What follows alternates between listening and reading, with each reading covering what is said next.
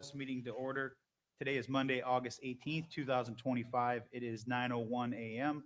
All council members are present, including the town manager, assistant town deputy town manager, town attorney, and town clerk. If you please rise for the Pledge of Allegiance, or the invocation followed by the Pledge of Allegiance. As we begin today's meeting, let us take a moment to reflect on the beauty that surrounds us. We are grateful for the unique place we serve and for the people who make this community strong. Through every challenge, our residents have shown resilience, heart, and a deep commitment to one another. May the work today honor that spirit. May we lead with thoughtfulness, protect what makes this island special, and continue building a future that reflects the strength and beauty of Fort Myers Beach. Amen. Amen. Pledge allegiance to the flag of the United States of America and to the republic for which it stands, one nation, under God, indivisible, with liberty and justice for all.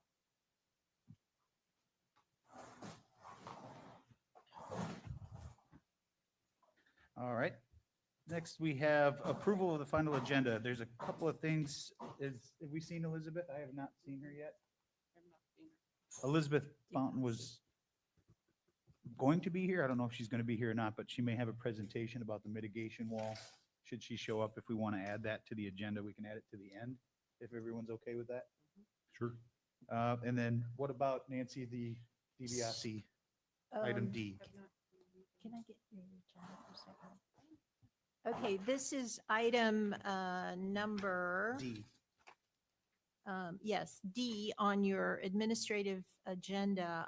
This would be to allow the town council to accept a utility easement.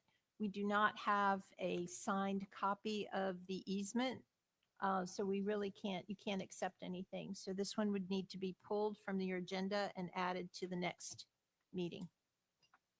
Okay. That's item D. Anything else on there?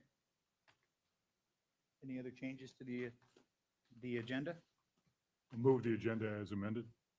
All right, got a motion by Counselor King, Second. seconded by Counselor Safford. Any further discussion? All those in favor? Aye. Opposed? Hearing none, that motion carries unanimously. Next is public comment. Madam Clerk, I have nobody signed up. is there anyone in the public that would like to speak? All right, seeing none, we'll close public comment. Local achievements and recognition. I heard a rumor that Ms. Rusk was going to be here, but I do not see her. Nope, I don't see her either. Okay. Advisory committee items and local achievements. Let's do that first. I jumped ahead of one. Sorry. Scott? I'd like to wish my wife, my best friend, the happiest of birthdays tomorrow. The odometer is changing, but she's still beautiful. Happy birthday. And I can tell she just loved that. Yeah, that's going to get you everywhere. Yeah. I've never seen that shade of red on you before, Jackie. Wait till you see his red later. Anything else? That's it. Counselor Woodson? Well, I'm going with the fact that Jobu Fest was a huge success again because that thing just keeps turning north. Hopefully, Working, yeah. further north. All right. Vice Mayor Idaho? Happy birthday, Jackie. Counselor King? Saw your show yesterday, Mayor, and I would just like to also include what you mentioned on congratulations to the Vice Mayor of Sanibel, Holly Smith, for becoming president of the Florida League of Cities. She'll be a tremendous asset for the state. She's already a tremendous asset for Sanibel, and she's been a heck of a partner, Mayor, as you know, for us. Anytime something comes up that affects Sanibel, she always instantly thinks of Fort Myers Beach. So I just wanted to express congratulations on that. All right. Well, congratulations to you for being put onto the board of directors. I don't know if congratulations or condolences are in order, but Maybe a little both. I do have something to share from, we were at a conference in Orlando, and, you know, that's the House of the Mouse. And somebody up there decided to try and do a Guinness Book of World Records peekaboo contest, and it didn't go well. Matter of fact, many of the contestants ended up in the ICU, so that was kind of sad. Seriously? oh, Wow, that Oh, That God. bomb big time. Peekaboo, I see you. Oh, Lord. Wow, and you have to explain that one. That's bad. Waka waka waka. One demerit. Thank you. Thank you very much. All right. Thanks for, John, for representing the town up Thank there. you. Couldn't make it, but I'm glad everything went well except for the whole ICU joke. Which I'll probably be in later. Yeah, apparently. great. I just want to take a minute to thank Diamond Head and all the staff here for allowing us to come back in again and squat in your conference room. It's helped us out a lot since the storm. Hopefully next month we will no longer need to ask for any help in getting into the new building. It should be. I was in there last week. It looks like she's painting the mural. I saw she was in there working on the mural on the one wall Yep. downstairs. So it's coming along. Just thanks again to Neil and his team here at Diamond Head for letting us come in, and this will be our last meeting here. So thanks again. All right, now we have local achievements and recognitions. I still do not see Miss Rusk, so we will move on. Approval of the minutes. Is there a motion to approve the minutes? Mayor, there's no minutes on the No agenda. minutes. Well, then we won't approve them. Thank you. All right. Consent agenda, we have nothing on the consent agenda. There's nothing removed, which brings us to our public hearings. This is a quasi, oh, wait, I gotta get the cheat sheet. Bear with me a second. You started out good. You started out good. This is a quasi judicial. The joke threw me off. Yeah.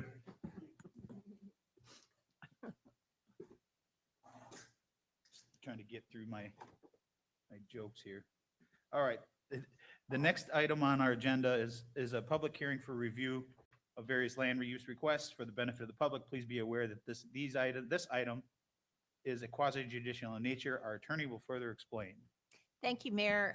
The one item that you have on your agenda today is a rezoning, and it is a second reading and public hearing of the ordinance 25-14, and I'll defer to you at one point to read the title. This rezoning, like other land use approvals, such as special exceptions and variances, these are quasi-judicial in nature, and this requires that your public hearing comply with procedural requirements that have been established in Florida law and in our land development code. These quasi-judicial proceedings are less formal than a proceeding before a circuit court, but they will be more formal than the remainder of our meeting, and we must follow basic standards of due process that requires certain notices, the application of the correct standards, and your decision to be made on competent substantial evidence that is presented to you either in written documents or through oral testimony. Your responsibility today is to evaluate the testimony and the information for this item and draw a conclusion regarding whether the criteria in the Land Development Code or in state law has been satisfied. So pure speculation or opinion that is not based on competent facts cannot legally be considered by you in evaluating this agenda item. Testimony by professionals who are qualified as experts in a particular area has been considered competent evidence by Florida courts, as well as testimony by neighbors and residents who have fact-based information, such as minutes, surveys, engineering reports, or their testimony that is based on their personal information. The town council's decision is final. If a decision of approval is not obtained, or if a tie vote results from a motion to approve or deny, then the matter being considered is denied unless a majority of the council members present and voting agree by motion before the next agenda item is called to take some other action in lieu of the denial. If the town council decides to deny an application, the reason for the denial should be stated in the motion. The denial cannot be based on a determination of public support or opposition to an application. The reason for the denial cannot be arbitrary, discriminatory, or unreasonable, and should be based on a lack of competent substantial evidence in support of the required criteria. So members of the audience, anyone who intends to speak, please keep my comments in mind. When you come forward, please state your name clearly for the record, whether or not you have been sworn in, and your qualifications or your interest in the matter. For purposes of efficiency, before beginning this public hearing, I'd like to go ahead and dispose of a few administrative matters. First of all, I need to ask the town clerk, has this agenda item been properly advertised pursuant to our land development code? Yes, it has been. Thank you. And also, if any town council members have a conflict of interest that would prohibit them from voting on this item, please disclose that at this time so that we can ascertain that we have a quorum present. Counselor Safford, I do not. Counselor Woodson, I do not. Vice Mayor Adderholt, None. Counselor King, Nothing. and I do not as well. Thank you. Anyone who is present who intends to provide testimony, including staff, if you would please rise and raise your right hand and be sworn in by the town clerk.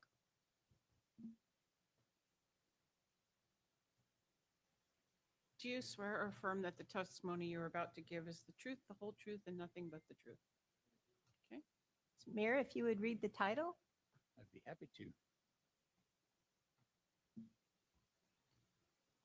This is a quasi judicial item. It is a second reading and public hearing on proposed ordinance 25-14, Fishtail Marina. A second reading and final adoption hearing has been scheduled for August 18th, 2025 at 9 a.m. or at another time identified by the town council. This is an ordinance of the town council of Fort Myers Beach, Florida, approving with conditions or denying an amendment and restatement of Lee County Resolution Z-94-013 that rezoned property to commercial plan development to allow for a revision to the master concept plan and one additional deviation for setbacks for the development of a commercial marina for property located at 7225, 7291, and 7295 Estero Boulevard, generally identified as strap numbers 03-47-24-W1-00011.0010, 03-47-24-W1-00011.0020, and 03-47-24-W1-00011.003B in Fort Myers Beach, restating previously approved conditions and deviations, providing for other clarifications as necessary, providing for conflicts of law, scrivener's errors, severability, and providing for an effective date. If any town council member has had any ex parte communication to disclose, please let us know the subject discussed and identity of the person, group, or entity with whom the communication took place, any correspondence that you received, or observations made at the site. Counselor King? Nothing. Vice Mayor Adderholt? Since the first reading, I did visit the location, met with the staff there and toured the facility. But since the first reading, I've had conversations with Ben Freeland, the owner of the Arches property, regarding the language for the condition regarding the water ferry that would be utilized potentially down the road by the Arches at the Fishtail Marina. Counselor Woodson? I have had nothing. Counselor Safford? I've had nothing, not even an email. Mm-mm. I've had nothing since the previous hearing. Jason Smalley has been qualified as an expert already by this town council based on his education and experience, has been accepted as an expert in the field of land use, planning and development in the town of Fort Myers Beach. Are there any other individuals who would like to be qualified as an expert witness on behalf of the applicant at this time? Who weren't last time? I think you were last time. We won't do it again. No one else with you? Okay. And have you seen a copy of the agenda backup materials from the staff? Nodding yes. Go ahead, Jason. Good morning, counselor, staff. My name is Jason Smalley. I'm a senior planner with your Planning and Zoning Department. Before you today is the second reading of the Fishtail Marina CPD amendment. As was mentioned earlier, this is an amendment to an already existing CPD passed originally through Lee County in 1994. The high points that are being requested today are including rehabilitation and repair of existing buildings. There are going to be some slight changes in the orientation of some of the buildings that are on site. Those are all expressed on the master concept plan. And you have a physical copy of the most recent iteration of the master concept plan, which I'll get into the changes here in a moment. Also being requested is a single additional deviation. That deviation is to allow for an already existing restaurant with a deck to be functionally zero lot or 0 feet setback from their leased boat basin. The language allows them to continue use of that, continue rehabilitation of that structure and the deck at a 0 setback, but it does not affect the areas of the lot that are directly adjacent to the state-owned and state-managed waters. So you'll see a bifurcation there. Some areas are going to be set back at 20 feet, just as they previously were. Just those structures that are directly adjacent to their leased boat basin on the master concept plan are being requested to have 0 lot line setbacks. Also today, they are going to be incorporating the existing out parcel. On the master concept plan, they have a much more refined layout, expected layout for the buildings. This is in relation to what was approved in 1994, which was a much more generalized one. So this was part of our update, was asking them to further iterate and further clarify what's going on in that out parcel. And that's the area that Walker's, generally known as the Walker Marine, for sales and service of boats. There are some other aspects to this. I'm happy to take questions. I did want to refine real quickly from the last meeting that we had, since it's been a short turnaround. What you have before you are 3 documents. These are the 3 exhibits associated with the CPD amendment. These were relatively minor changes, but these were changes that were requested at the last town council meeting, so I'll briefly go through those. On the master concept plan, the only change between the last meeting and this one is the addition of the term water ferry to go along with water taxi. That's going to be proposed in their boat basin, directly adjacent to where the area where the Pinchers restaurant is intended to be, at their leased boat basin area. So you'll see that note if you look closely there. The second document is Exhibit C, and the only changes here again were to add the term water ferry to taxi. And you'll notice that term has been underlined in red in Exhibit C on the first page. It's the only change that's been made to that document. Lastly, in the ordinance, which constitutes Exhibit A, there were some minor changes that were not seen on the last version, and I apologize I didn't make it onto that version, but this is removal of reference to Phase 2. Phase 2 is over 20 years old. Most of those projects have already been completed, and so this is just a matter of trying to clear up the language so we don't have future staff wondering what happened to Phase 2. Lastly, in the conditions of approval, and this was mentioned last time, was the removal of the explicit language that bars them from working within turtle season, and we got some questions about that.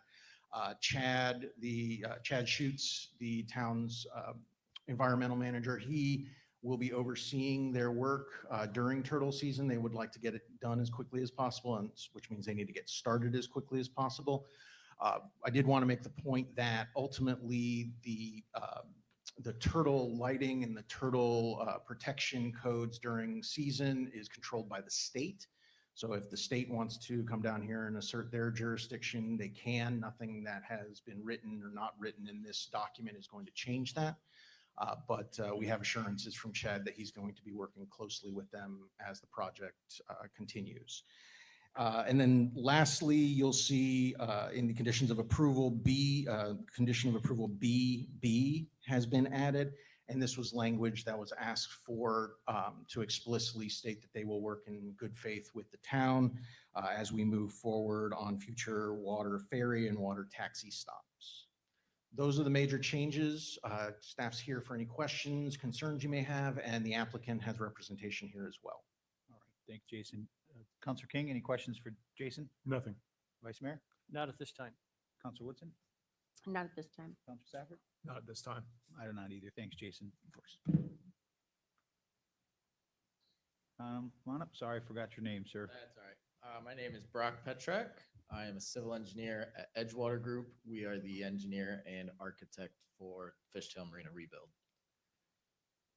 Welcome. I'm happy to answer any questions you guys have. We can click through some slides, the same ones that we saw 2 weeks ago. So if there's anything we want to talk about, go ahead and fire away. Counselor Stafford, any questions for Brock? Not this time. Counselor Woodson? I'm good. Vice Mayor Adderhope? Good morning, Brock. I've got a few questions for you this morning. The language in there about the water ferry, you and your client are familiar with the Arches proposal, and that they're building a water terminal on the north end of the island, and then they've pledged to have 4 stops, one of which is on the very south end, which would likely be your marina. Correct. Is it the intention of you and your client, you'd implied yes, the first rate, I just want to confirm that it's your intention to work with them to have your marina be one of the 4 stops. Is that a fair characterization? Yes, that is accurate. That language was added, as well as the language in the ordinance of good faith, working with the town and Arches. The water ferry only benefits Fishtail Marina, so of course we want to play nice. We appreciate that. And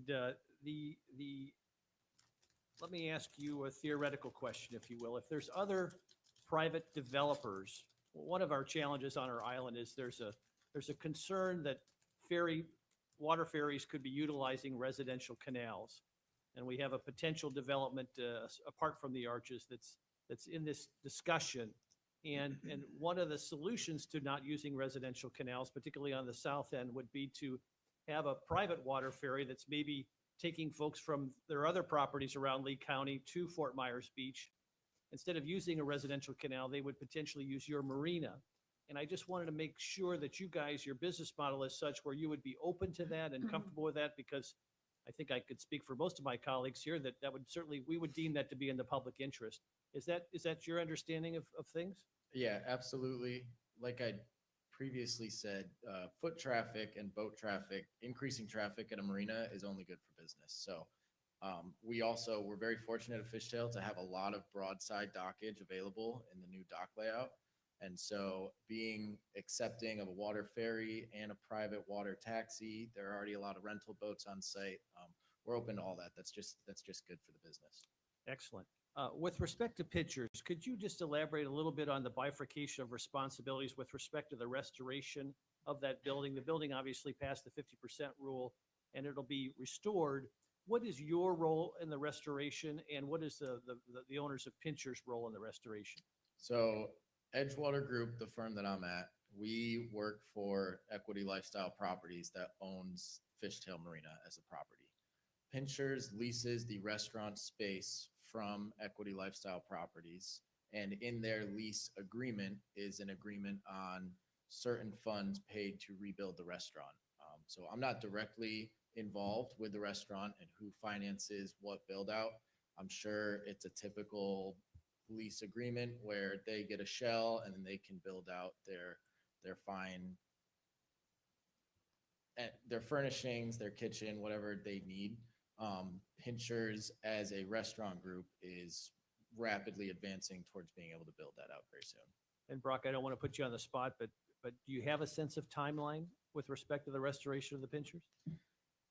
With regard to the restaurant, I don't. It's hopefully, within the year. I think 12 months from now, I think we're eating at Pinchers again. I think that's the goal. I know on the marina side, we've got an ongoing fuel permit with the city that we'd like to see move along, and then we can start refueling everyone's boat up there on the south side. And then we are close with an Army Corps permit to rebuild the docks. So this meeting, as long as this goes well, that gets us some momentum on the uplands, and we can start rebuilding walker services and getting a new bathroom building in there. So the restaurant should be one of the first things to open, along with the fuel dock, and hopefully that comes very soon. Very good. Thank you, Brock. Thank you. Counselor King? No questions. You already answered all mine, so thanks, Brock. Great. Thanks, everyone. Public comment. Are there any members of the public who wish to comment on this matter? If so, please come forward to the podium and identify yourself, provide your address, and whether you were sworn in. Public comment? All right. Seeing none, we'll close public comment. I'm assuming you don't have any additional statements. Jason? I just wanted to make it clear that staff recommends approval with the conditions as they've been presented, both digitally and physically before you. Okay. And Brock, you're accepting of the conditions. If I could, Mr. Mayor, I Yes. just wanted to thank Jason for the clarifying language on the water ferry. I appreciate your work on that. Thank you. All right. I will now close the public hearing and request a discussion or a motion from town council to approve with conditions, or deny with reasons, or a continuance to a time certain. Is there any further discussion? Would someone like to make a motion? Mayor, I'll move for approval ordinance 25-14 Fishtail Marina. Second. Got a motion by Counselor King, seconded by Vice Mayor Adderholt. Any further discussion? Counselor King, Aye. Vice Mayor Adderholt, Aye. Counselor Woodson, Aye. Counselor Safford, Aye. and I'm an aye as well. Motion carries unanimously. Thanks, Brock. All right, I see Elizabeth is here now. Do we want to get to Elizabeth now or wait till the end before we do our administrative agenda? Does anyone have a preference? Are you ready now, Elizabeth? All right. All right. You can be ready or you are ready? All right, come on up.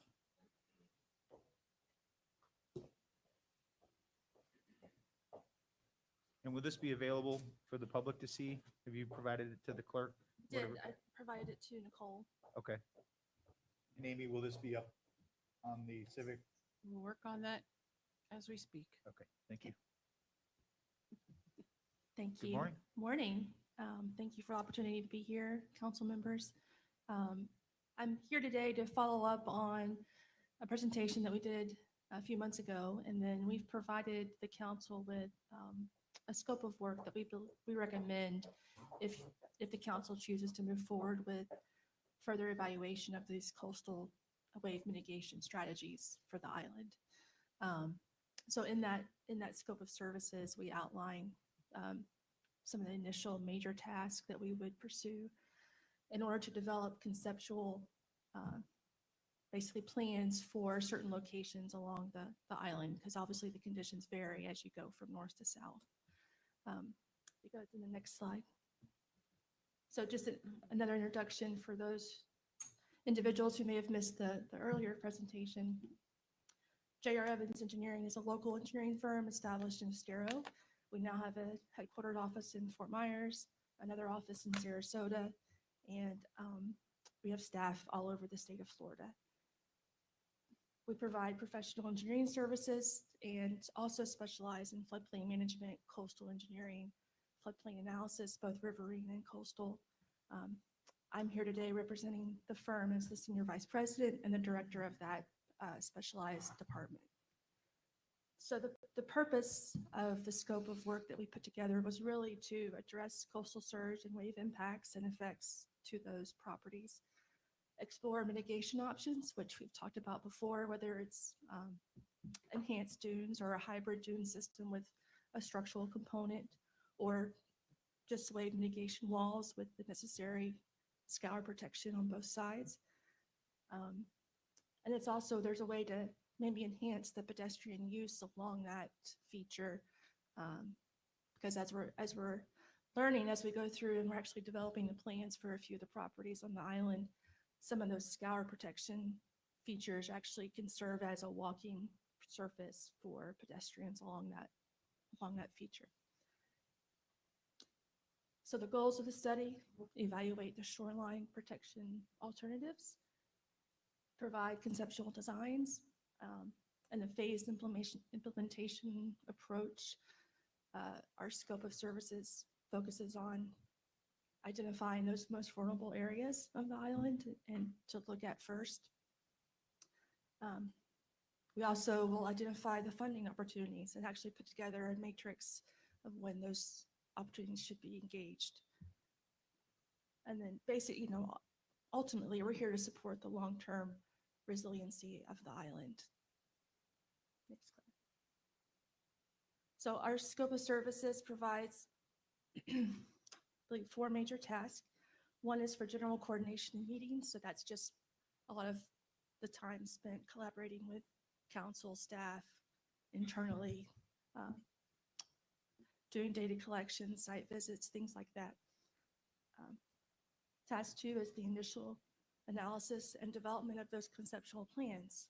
So we'll actually do a coastal analysis of the island, identify those target elevations for those wave mitigation features to be able to dissipate the wave action to a level that's not so destructive, and then actually come up with those design concepts that could be applied. We'll put together an implementation plan and support services for that, and then continued stakeholder engagement. So the next slide just elaborate further into those major tasks. Again, for the coordination and meetings, we'll collaborate with town and staff on design concepts, conduct those site visits, provide council with regular updates, at key milestones of the progress, and then share the information with stakeholders as well through public meetings and get their input on really what the priorities are for those residences and those visitors in those key locations. For the initial analysis and design concepts, again, we dive into identifying all those different shoreline features and components that exist today, and then hopefully utilize those to help strengthen the island with our wave mitigation concepts. We'll actually create illustrative cross-sections, that would show what that feature looks like from the open water across the beach, over the feature to the upland property. And we'll actually demonstrate through graphs and tables what that does. Like you can actually see how the wave heights drop as it goes across those features. We'll deliver a phased implementation plan and identify those critical permitting activities and timelines.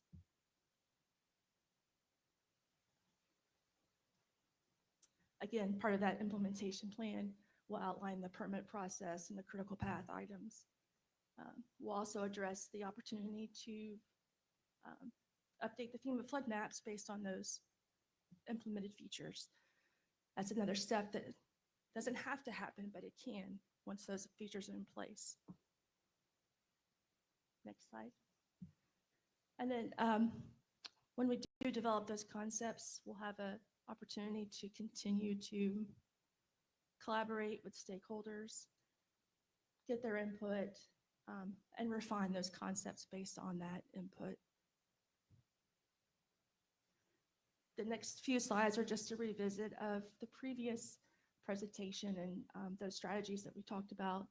Again, the whole mechanism of the protection is to attenuate those waves so that the energy doesn't progress to those upland properties and buildings. So it helps reduce the damage that those properties could see. It also helps with the transporting of sand, not getting as far inland as it does today. Next slide. Again, the last presentation, we highlighted the upland wave mitigation strategies with actual structural features and highlighted where these have actually been installed and are functioning today throughout Florida. The most local ones are probably Bonita Beach at the end of Hickory Island. There's a set of 3 condominium properties there, and each of them have implemented a certain aspect of this wave mitigation strategy on their properties. Next slide. I also want to stress that where possible, it's always best to try to maximize the opportunity of incorporating the natural conditions with a hardened structure to support that. So I've talked to Chad Schutz, your environmental project manager, about this concept, and we really want to complement what he's been able to help accomplish with the beach nourishment, and then they're getting ready to start the planting soon. So we want it to be something that is complementary to that. Definitely don't want to disrupt or cause adverse effects to that system. Next slide. And again, highlighting the benefits to both public and private stakeholders. Public sector, there's obviously infrastructure protection, reduced emergency costs, opportunities to possibly reduce insurance for those structures that might be subject to those high-risk flood zones. where we can modify those flood zones to a lower risk category. Private sector, very similar type of benefits, property value preservation, reduce damage to the structures and the investment. And another potential is the insurance premium reduction as well. And then we have environmental and social co-benefits. So this is where we try to strengthen that dune system and also create an opportunity for some recreational or actually some pedestrian corridor activity along the same types of features. Next slide. So I'm here today just to recap that scope of services that we've provided, obtain your feedback, answer questions, and decide if y'all want to start moving forward with that.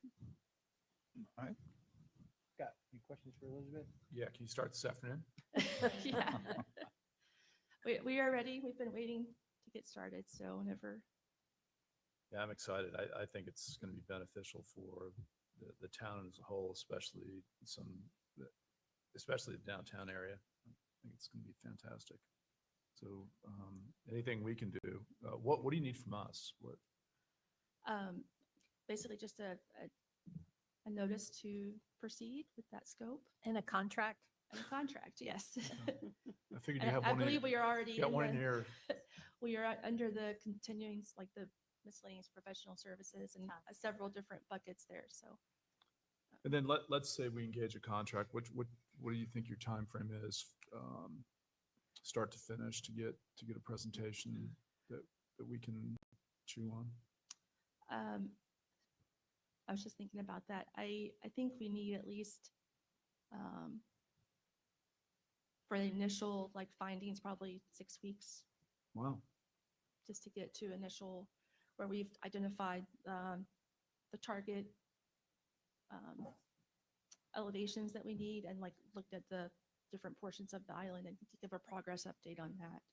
So I guess my question would be procedurally going forward, as she gets more information, do these come up in town council meetings? They come up in M&Ps? Do we have separate meetings with the town manager and Chad? What would be what's your vision of the process of So as taking- I understand, you do have a professional service agreement with us, so then we would be initiating a task order, correct? Yes. Has that already been put together or not? So don't we know. will, Not we will need a task order that would have all those details in it. The task order could come back to council for approval, or you could delegate authority to the town manager to execute that. One of the key factors of that task order is going to be cost. And I don't know if that's been discussed or negotiated. Our cost was put into that provided Approved. scope of services. Okay. So let me ask you a follow-up question to the cost function. If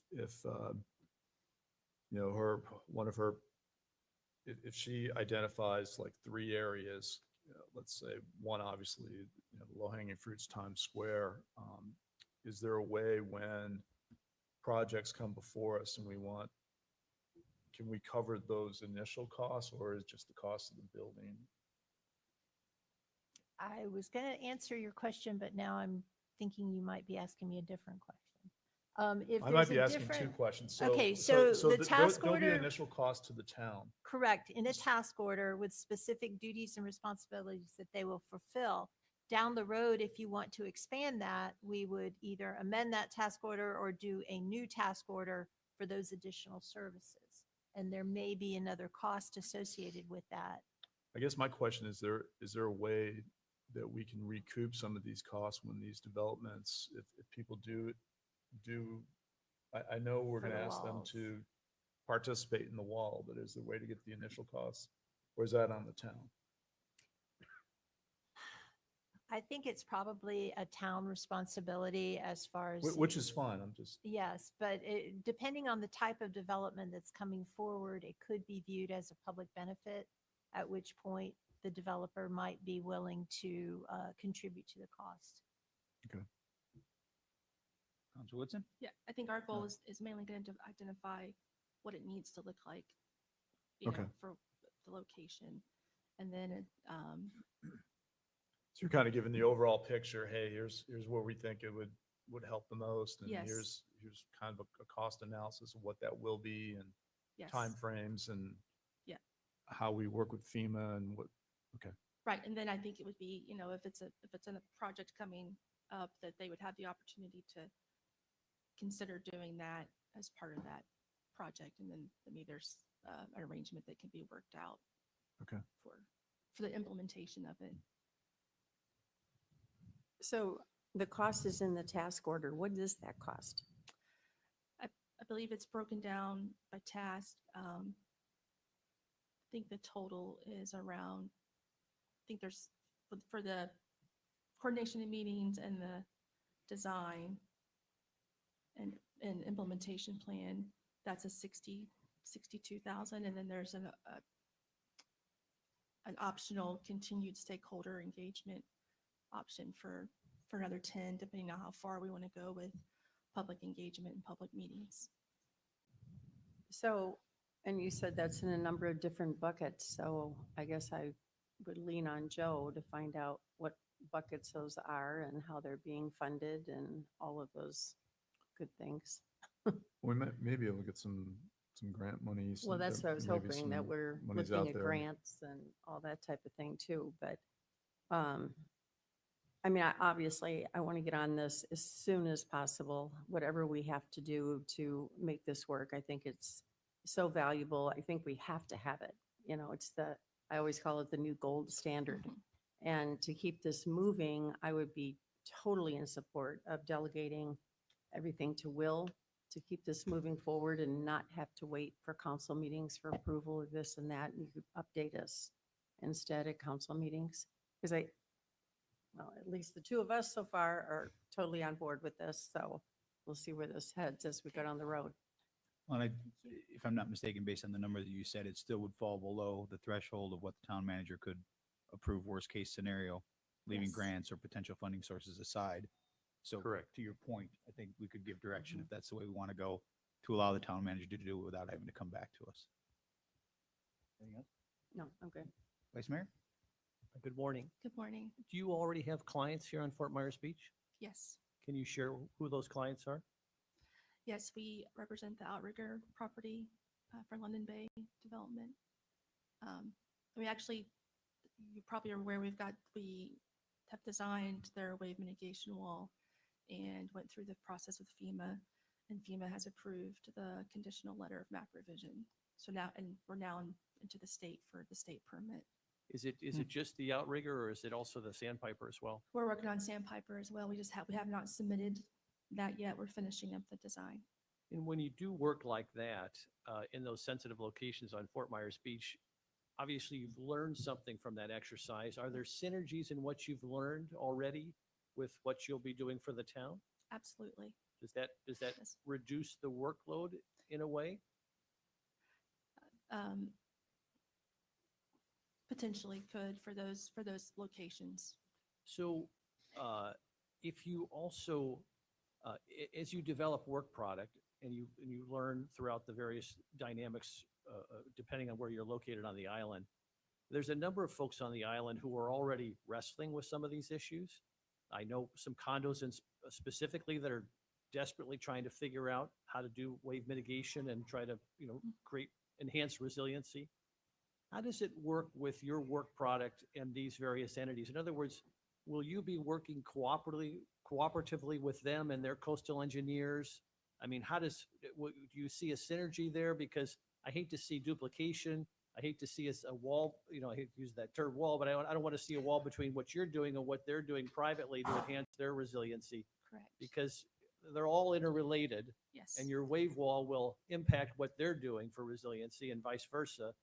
So, and I know definitively that there's already some condos looking at solutions, and obviously this could be a blessing to them, but they'd also need to adjust strategically with their coastal engineers based upon what you may or may not, or what we may or may not do going forward. So Correct. how do you see all that working?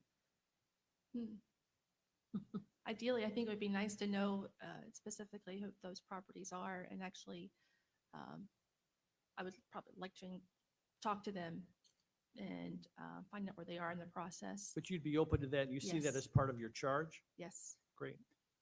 Vice Mayor, just to piggyback on what you said, perhaps a meeting being set up between Elizabeth and her firm and any condos that are considering this in an open forum to be able to have discussions. To your point, to have duplication of resources doesn't make a lot of sense. And if you could incorporate all that at one time, Right. it would be beneficial for both sides, I would think. I think that'd be great. And I think Because then we also, can share with them what we've learned yes, and what we know doesn't work and what works. and they can bring their condo board members, they can Mhm. bring their coastal engineer, same Yes. with residents, same with some businesses on the island who are exploring various, strategies.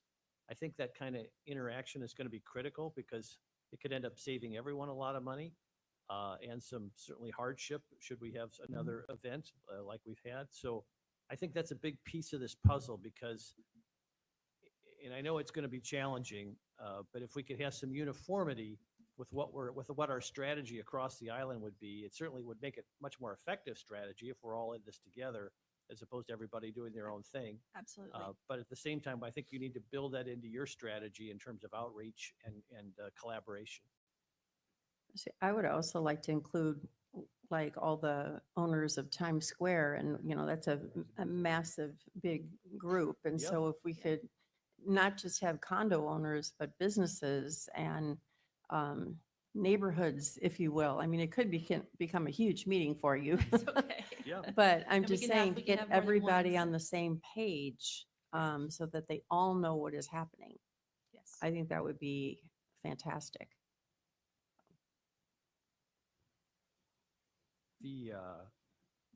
Absolutely. Residents, condos, businesses, all would certainly be included in that. That's all I've got. Thank you. Thank you, Jim. Sounds okay? No questions, but just a couple things to share. Last Wednesday at their meeting, the MRF committee voted 4-3 to advise town council to continue moving forward on the wave mitigation wall.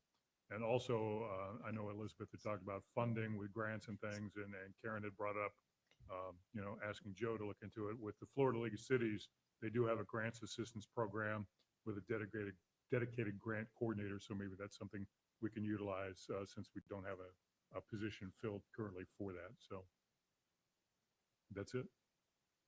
Elizabeth, did I hear you correct in saying that the outrigger parcel has already gotten the approval letter for Loma? Is that? It's a conditional letter of map revision, a CLOMR, Mhm. and that it's conditional because it's based on the proposed project, but based on the implementation of that wall. FEMA's reviewed the modeling, and they are satisfied with the project and the results.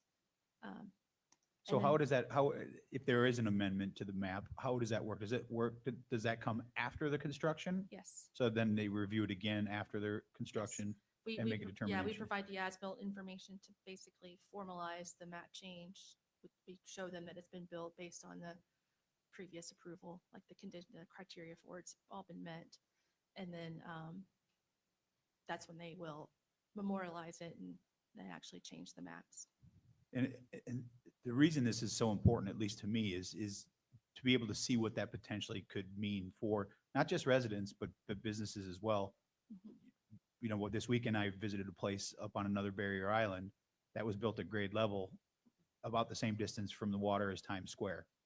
And not understanding exactly how that was possible over the last 24 hours, doing some research on it and having help from people out in the general public, it seems like that was probably the same path that they went through that Loma letter to be able to show that their elevation and the wave mitigation, the way they designed it, caused them to allow to be built back at grade level versus having to elevate.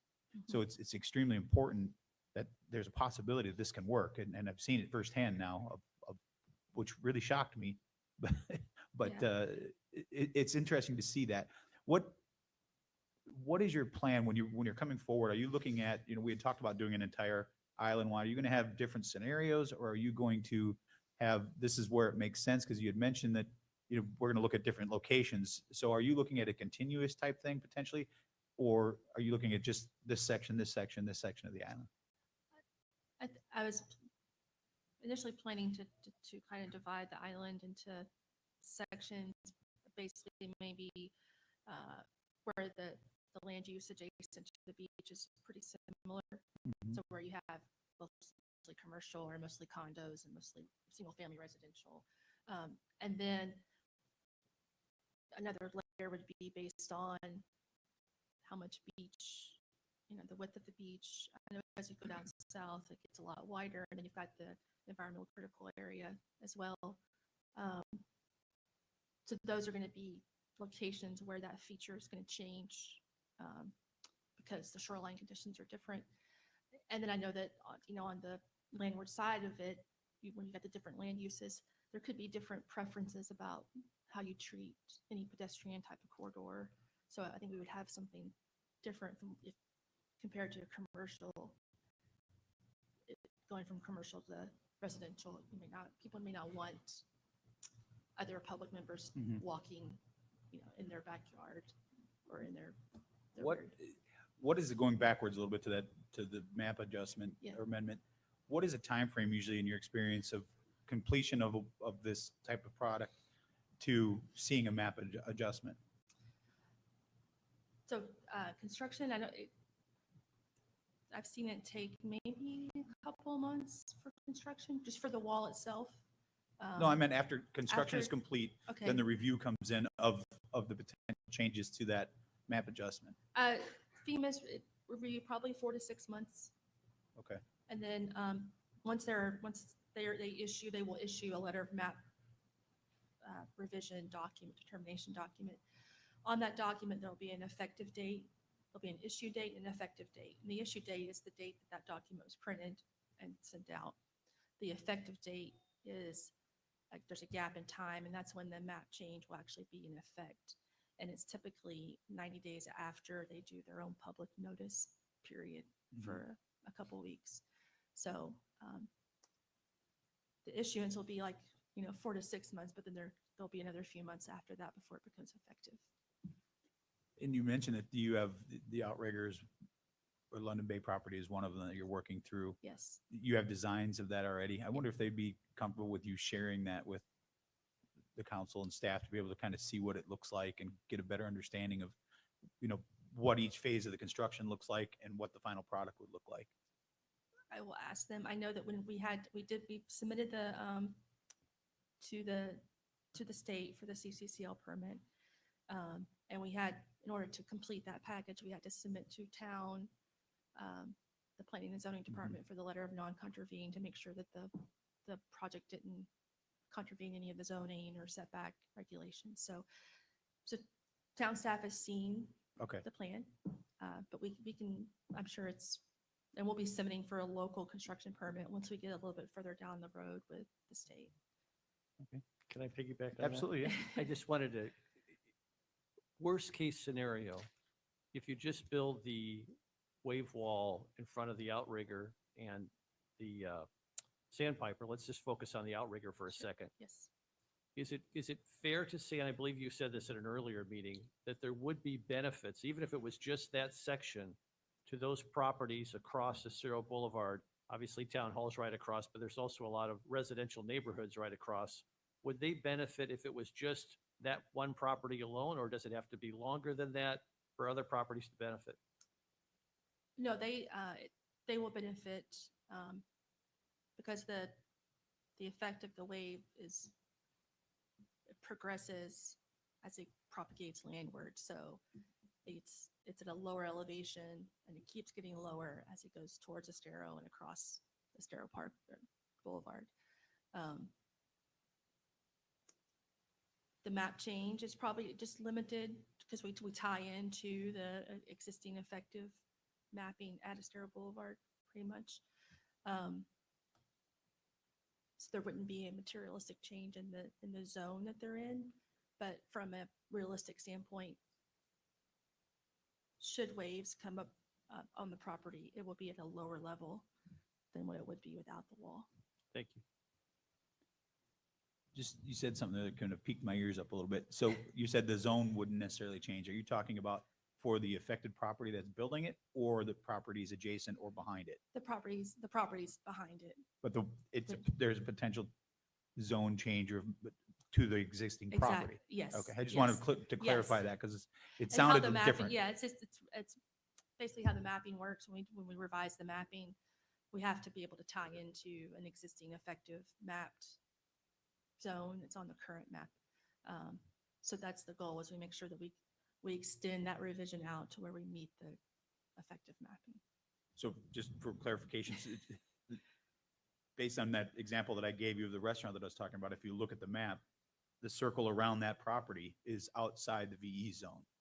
Is that similar to, is that basically what you're talking about? If the map amendment were to happen? That Yes, that yeah, there'll property, be a, you'll even see though a- both sides and behind it are in a specific zone, that one Yeah. could be an elevated zone? Yeah, there's portions that may, because we have to have a gradual transition, so there's portions of the adjacent properties that might get touched, but for the most part, it will just be where that wall is, protecting that Right next property to it, and okay. changing that zone, yes. Unless you do, something more comprehensive, Sure, and then it could take care of more properties, contiguous properties. makes sense. That's Yep. part of the reason why we'd really like to Yes. see what a full island, in a perfect world, if you could do a full island solution, what that would look like Yes. as far as the flood map zones for the island itself. Mhm. All right, so you need direction from us, I assume. Does anyone sir. have any objection to directing the town manager to move forward with discussions and the town attorney to move forward with discussions with Elizabeth and her firm? Obviously, seeking as much grant funding as possible to help offset any costs under the maximum allowable, under the town manager's purview. Any objections? No objection. Consent. No objections whatsoever. Is that sufficient for you? Yes. Do you need a motion or just consent is fine? I always prefer motions. So Okay. moved. Got a motion by Counselor Safford. I will second. Any further discussion? Counselor Safford? Aye. I'm an aye. Counselor Woodson? Aye. Vice Mayor Holt? Aye. And Counselor King. Aye. All right, motion carries unanimously. Thanks, Thank you Elizabeth. very much. Good luck. Looking forward to seeing what you got.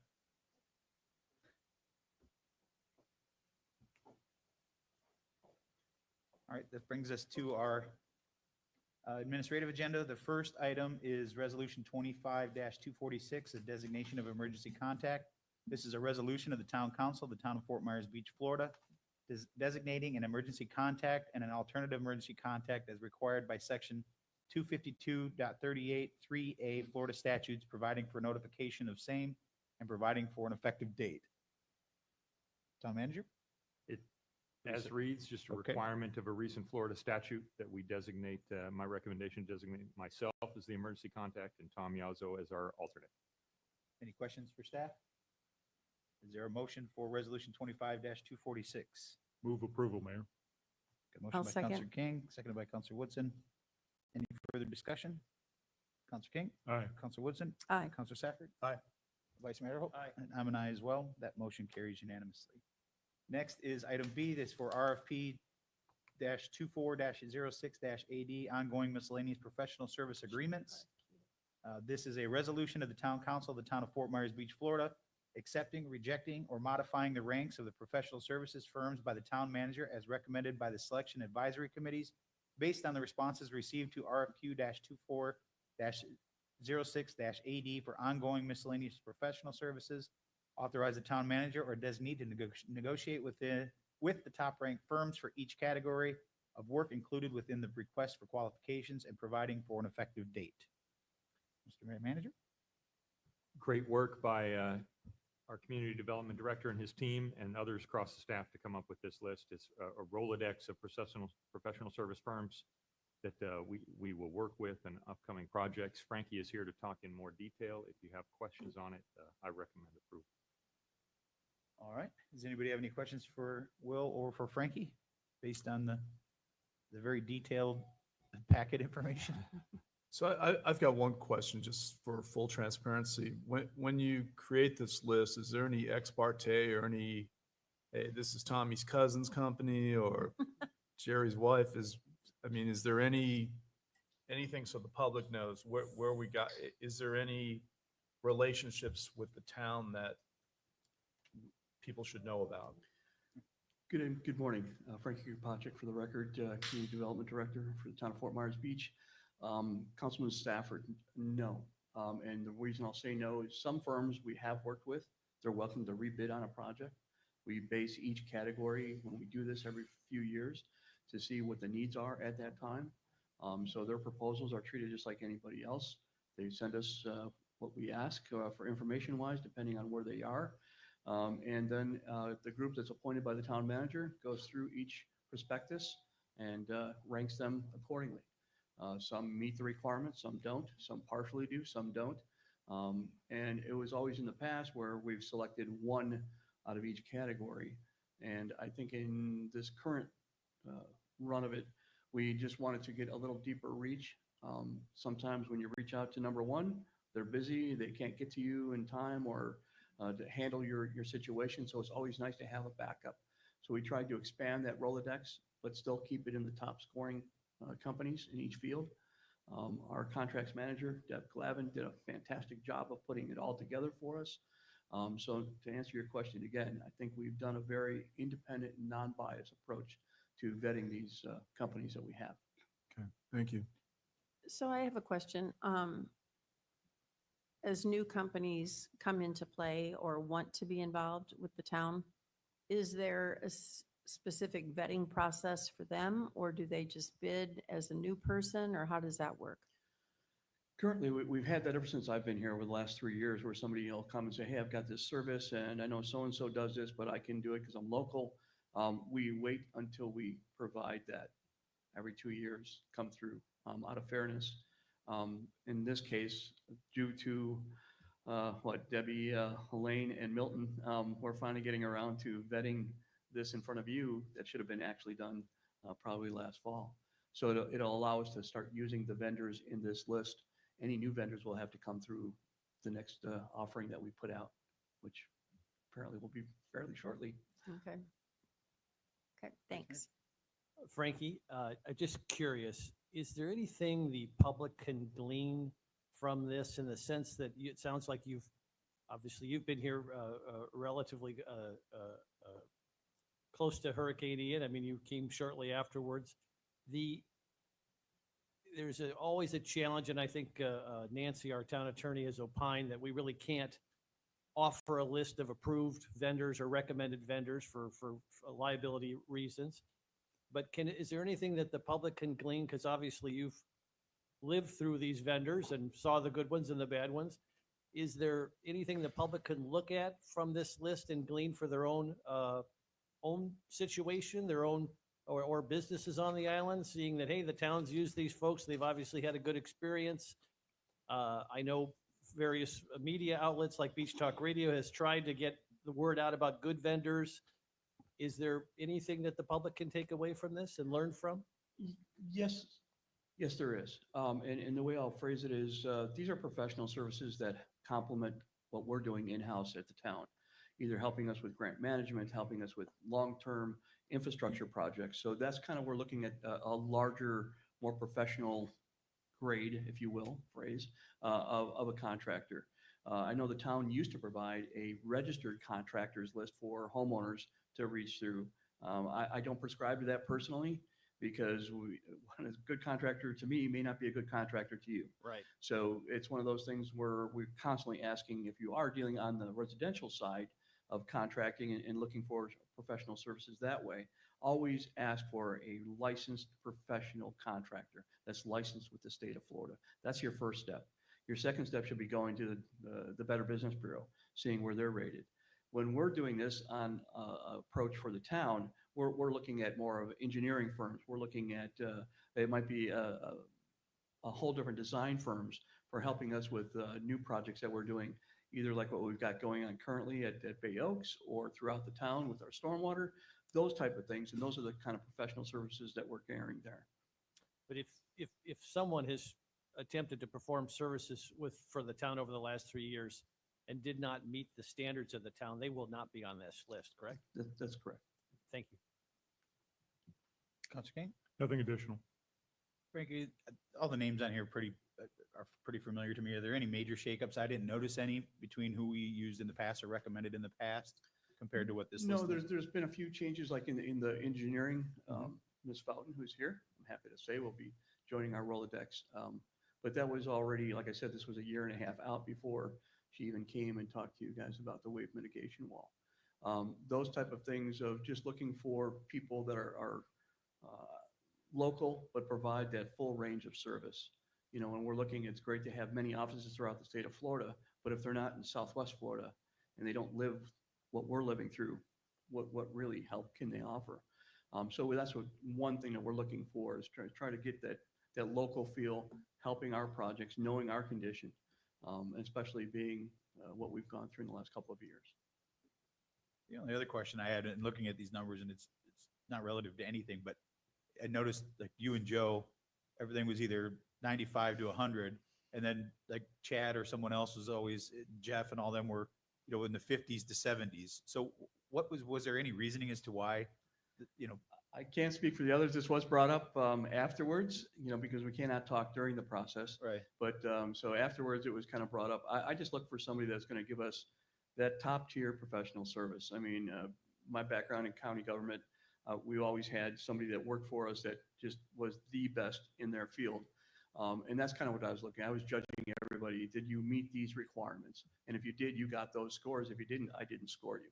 You know, and then I wanted to have the ability myself to be able to score at least several close in number or ranking. So we would develop that professional Rolodex going forward. I guess I just didn't know if there was, each individual person had different numbers that they were working off of, because it just seemed weird. Some were scoring 60 and some were scoring 100, but Yeah. they both were the highest in that category. Just the numbers were so much different. I didn't know if there was a reason Just for it. your professional take on it and what you're looking for to get out of that prospectus that you're reviewing. Okay. Yeah, like I said, it's not a huge thing. I was just curious, you know, usually who was rated highest was the highest across the board. For the most part, it's just a big discrepancy in numbers. All right. Anything else for Frankie? All right. Thanks, Frankie. Thank you. All right. If there's no more discussion, is there a motion for RFP-24-06-AD for ongoing miscellaneous professional service agreements? So moved. Motion by Counselor Woodson, Second. second by Counselor King. Any further discussion? Counselor Woodson, Aye. Counselor King, Aye. Vice Mayor Adderholt. Aye. Counselor Safford. Aye. And I'm an aye as well. That motion carries unanimously. Next is item C. This is a resolution 25-250, accepting of St. Peter's Drive deed. This is a resolution of the Town Council of the Town of Fort Myers Beach, Florida, accepting a deed from Matanzas Point Homeowners Association, Inc., conveying St. Peter's Drive to the town for use of a public road, directing the town clerk to record the deed in the official records of Lee County, Florida, providing a severability cause and providing an effective date. No issues from the town on this. Recommend approval. All right, any questions for staff? No, I will note that the association has maintained or retained the responsibility for maintaining the 2 landscaped islands. And I think Jim Bowen is here if you wanted to add anything. Okay, Jim, do you want to add anything to that? You gotta come up, Jim. You're gonna. Jim Bowen, Vice President of the Townhome or of Jim- the Jim, while you're- Homeowners Association. Jim, while you're up there, might just give just a 30-second history too, just for folks who are watching. Yes. When the subdivision was platted by the county, it was intended to have a private drive with a gate. Subsequent to that, either the fire department, the town, the gate was denied. But the road was actually platted as a public road. It's been open, it's been used as a public road since the subdivision was built. The association has requested that town consider making a public road. The town has exercised jurisdiction over the road over the last 20 years. At one point repaving it, taking care of streetlight repairs, drainage. So I think from our standpoint, it's a way of formalizing what has been taking place for a number of years. There are 2 landscape circles, one at the entrance and one at the end. The association would like to continue to maintain those. Any I'm other open for any questions? Any questions for Jim? John? None. Vice Mayor? No. Karen? I'm good. Scott? I'm good. All right, thanks, Jim. Thank you. There's also 4 street lights that the town will be taking over on that road. Okay.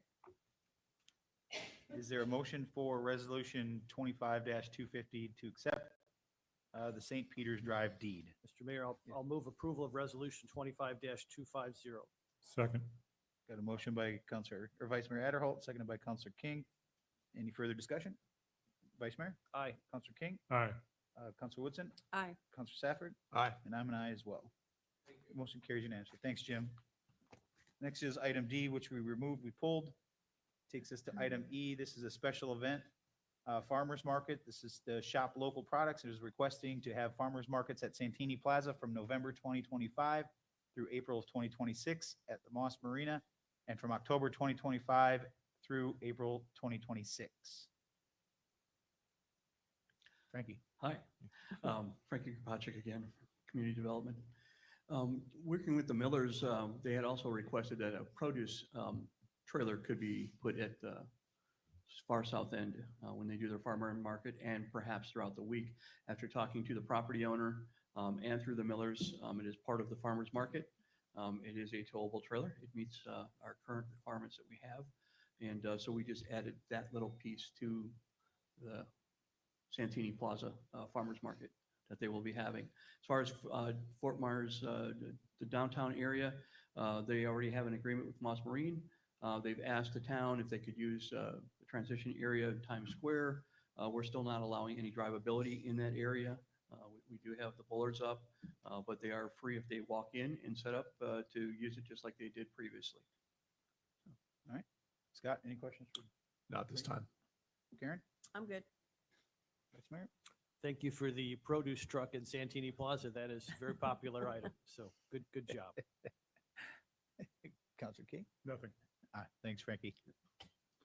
All right, is there a motion to approve the special event permit for Santini Farmers Market and the Moss Marine Farmers Market for November of 2025 through April of 2026 and October of 2025 through April of 2026?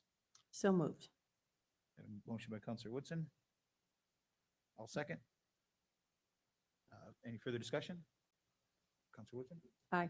I'm an aye. Counselor Safford? Aye. Vice Mayor? Aye. Counselor King? Aye. Motion carries unanimously. Next is the special event for Island Hopper Songwriters Festival. This is to approve of the Island Hopper Songwriters Festival special event to be held September 26, 2025 from 4 p.m. to 10 p.m., September 27th, 2025 from 3 p.m. until 10 p.m., and September 28th, 2025 from 1 p.m. till 4:30 p.m. at Bayside Park, with alcohol to be served on town property during the event from tents, and request to waive enforcement of noise ordinance until 10 p.m. for the special event and the $150 park rental fee. Okay. Jackie? Jackie Lezak, President, Fort Myers Beach Chamber of Commerce. I'm standing in for iHeartMedia and Lee County Visitor Convention Bureau, who are responsible for putting on the Island Hopper. And we are assisting by helping them pull the permit for the Bayside Park for the weekend. Do I have any questions about the event? It's pretty standard, same thing we've done every year, year after year. They'll have some 10 by 10 tents out there and have their own stage production team, and we'll manage all of the events on the Bayside Park. So the question I have, who's operating the alcohol? It's going to be alcohol. Is it going to be the Nervous Nellies and Snug Harbor on their properties. Okay. And are they the ones requesting the $150 park fee to be waived, or I is it believe the Lee songwriters? Lee County is requesting that, the Okay. VCB. Scott, question? I do not. It's extended this year, right? Like extra days for sand sculpting No, compared to this is last year? Island Hopper. Oh, Island Hopper, I'm singer-songwriter, totally wrong yeah. thing. Okay, yes. But yes, fine. sand sculpting will be extended, It but is that's not here extended, yet. all right, not Yeah. here yet, got it. Yeah. I have no other questions, obviously. Vice Mayor? Jackie, this looks like a wonderful location. I have just a question. I don't expect you to know because it may be premature, but usually for the Songwriters Festival, there's other locations on the island that are hosting. Do you have any details yet as to who they are and where they'll be or when they'll be? I don't have it in front of me, but I believe it's all of the ones that we had last year. So Pink Shell, Diamond Head will have some here. I believe Yucatan. I think Nervous Nellies may be doing some of them. I'm not 100% sure, and probably Wahoo Willies as well. Very good. Thank you. Yeah, same places as last year, and obviously hoping to continue to expand that as we get new businesses Very good. open. Yep, thanks. Counselor King? No question. The only question I have is for Nancy, not you, Jackie, and it's just Oh. a procedural question because you're involved. Yeah. Does it have any effect on whether Scott or myself can vote on this? I just want to make sure procedurally we're not doing anything that we can't do. I think that Nothing against she's- Jackie, just that Yeah, you're no, no, no, involved. because I'm She standing is up not for the it. actual applicant. Well, the She chamber is standing in helps to for pull the them. permit for them, There's no financial. There's no benefit. but there's no financial financial benefit. gain on Just any wanna of make it, sure. yeah. Yeah, you're fine. Okay, Dotting the i's and crossing the t's. Thank you. thank I you. appreciate Okay. that. All right, thanks, Jackie. Sure, thank you. All right, any further discussion or motion for the special event Island Hopper Songwriters Festival? I'll move approval of special event Island Hopper Songwriters Festival. I'll second. Got a motion by Vice Mayor Adderholt, seconded by Counselor Woodson. Any further discussion? Just that this is a really great event every year that really benefits the town. So looking forward to it. Vice Mayor Adderholt, Aye. Counselor Woodson, Aye. Counselor Stafford, Aye. Counselor King, Aye. and I'm an aye as well. That motion carries unanimously. Next is final public comment. Madam I don't have anyone signed up, but I believe we have All some right. people here. Who would that- like to, anyone like to speak in our final public comment? Barry? Come on.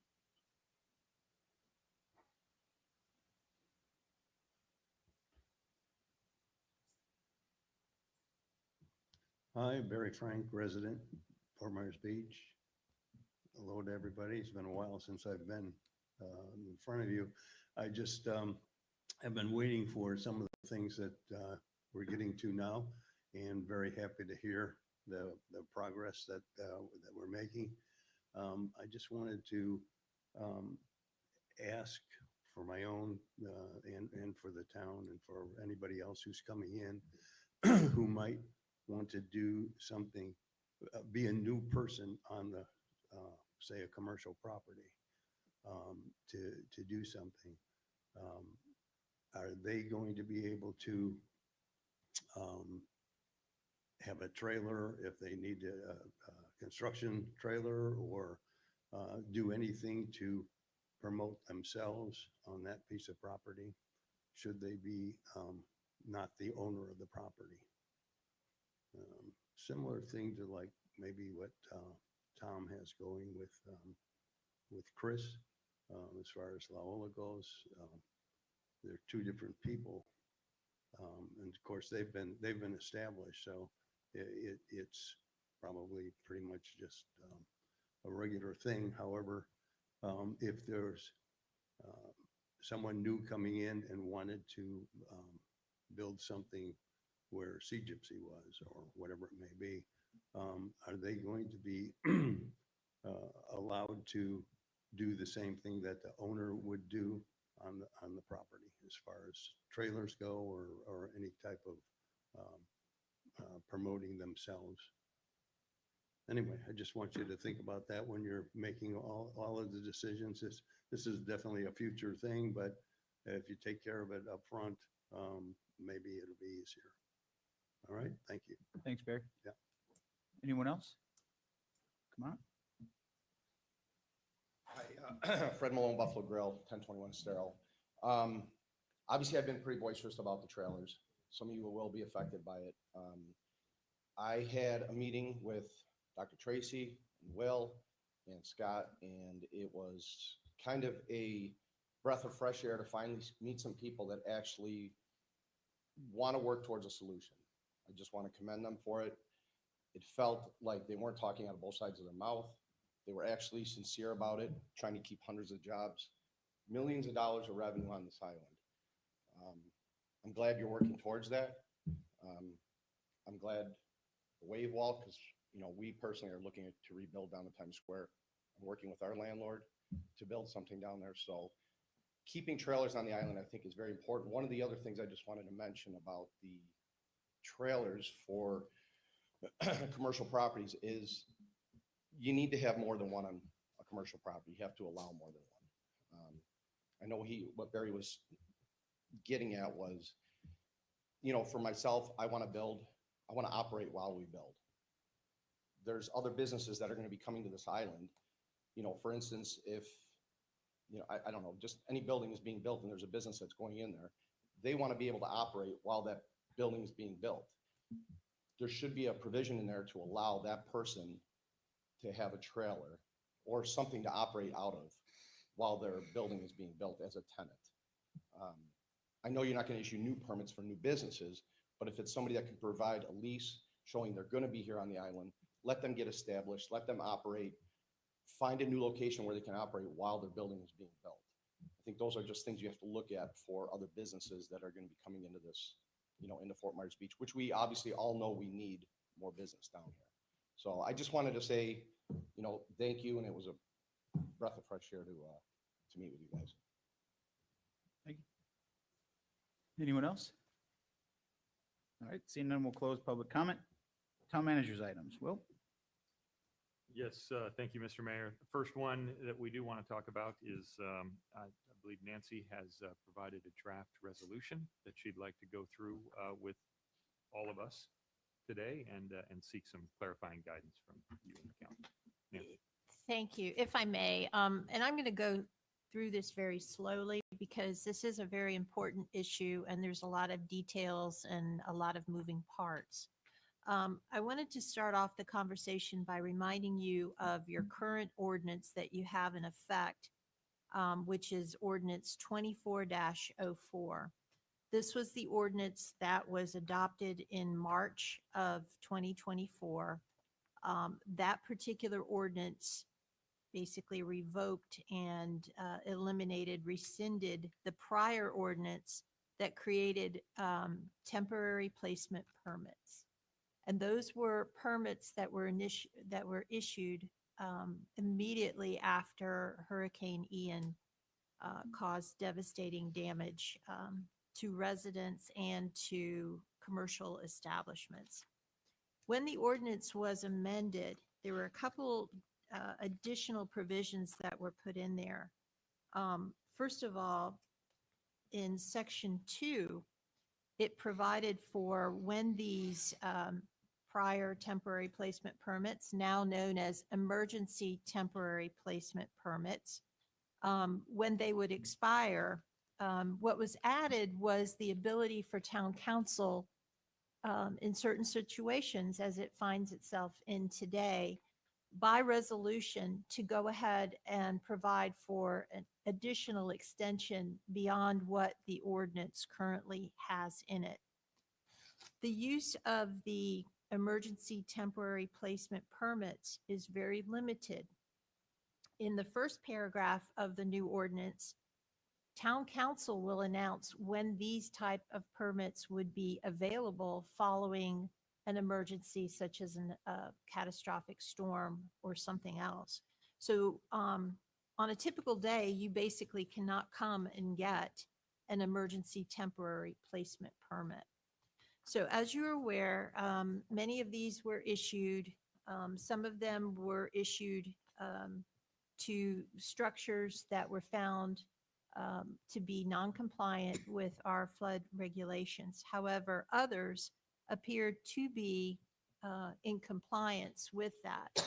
The deadline for the removal or the permitting of these structures or units appears to be the prior permits will be expiring on September the 23rd. So based on the authority that you have in your existing ordinance, by resolution, you can grant an additional extension to the holders of these permits under certain circumstances that may constitute a hardship. The question, your current ordinance right now gives the discretion to the town manager to figure out what is a hardship and what is not a hardship, what kind of documentation.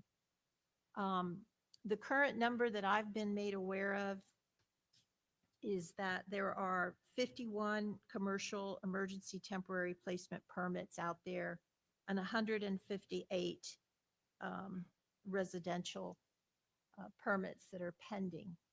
We have a September 23rd deadline that we need to either extend these permits or let them expire and move on to whatever code enforcement issues may be addressed. So in order to expedite the whole process and to provide some certainty to folks that find themselves in this situation, the resolution that I propose to present to you.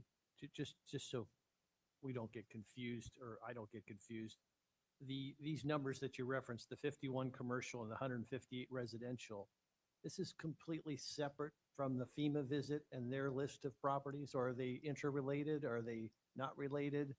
Are these apples They and are oranges? separate. Okay. They are separate. The- And Dr. Yeah, Kohler is if you confirming. don't mind, yeah, there may be some crossover. Overlap. There'll be some crossover with these numbers. And if I can add to the numbers, that the 51 and the 158 are currently what we have permits on file for. I not necessarily that there are 51 commercial trailers out there right Yep. now on the island. Some may have closed up and they're no longer here, And et there cetera. may be So some those are the here that numbers we don't have on file. And there may be some here that don't have permits. Correct, Yep, yep. correct. Yep. Okay, all right, that's helpful. Thank you. Sorry to interrupt. That's okay. So again, in order to expedite and to give some certainty to holders of these permits, the way that the draft resolution that is being presented to you today for discussion and possible approval would be to define a hardship 9 different ways. The first would be a delay in processing any type of Elevate Florida application. The second would be experiencing a delay in obtaining construction mortgage or refinancing, experiencing a delay based on an inability to find licensed professionals to rebuild, a delay due to a dispute with a licensed professional or an insurance adjuster or carrier, a delay that is due to the lack of available equipment or material to complete construction, a hardship that might be present due to the inability to sell property that you're needing to transfer, a hardship due to the inability to secure an alternative location to operate a business or your residence, a hardship due to a delay in the permitting process where there's an exchange of documents back and forth, and that seems to have caused a delay, or possibly even a hardship that's due to extended family illness or death of the property owner or the business. So today, should you agree to go forward with this resolution, you are identifying for the town manager certain situations that in your minds would constitute a hardship that would merit an additional extension. But there may be other things or circumstances that in the eyes of a permit holder might be a hardship. Those would come to you for further review as to whether a hardship should be provided. Can I interrupt you? Mhm. Come to us or to the town manager? If it's not on this list, it would come to you. Okay. In addition, so what the holder of the permit would be required to do is to provide documentation of the hardship that has been identified in the 1 through 9 to substantiate the claim. We are not specifically looking for detailed financial situation because anything that you provide to the town is public record. However, it should be documentation such that a reasonable person would conclude that yes, there was a delay due to some type of issue with construction mortgage financing or something to that effect. So in addition to the documentation to be presented to the town manager, we would also ask the permit holder to provide a plan of how they are going to resolve that hardship situation that they find themselves in. Also, we would need some direction from you should you decide to go forward with this proposed process in your resolution, how quickly you would like the town manager to begin accepting applications, how long of an extension should be given by the town manager in this process? They've already had, since Hurricane Ian, your current code provides for 18 months, and we are well beyond that. Do you want 6 months? Do you want 12 months? Do you want 9 months? Again, it's a policy direction that we need from you. A question was also raised in view of the staff work that's involved in processing these. Should there be an administrative fee associated with it? And how quickly would you like us to move forward? I also wanted to remind you that the decision-making and the processing from an administrative perspective by the town manager, that is subject to appeal. For example, if I'm a permit holder and I provide documentation to the town manager and here's my plan to get out of my situation, and he thinks that my explanation or my documentation is invalid or bogus or whatever, I do have the right to appeal to you as the town council, and you have an existing appeal process in 34-86 of your Code of Ordinances. So this is one possible, since our last meeting where this issue has come up, this is one possible solution that has come up regarding that. You've heard discussion from the public today, as well as I know there's been additional discussion about how do we address some of these perhaps commercial uses that are coming into the town.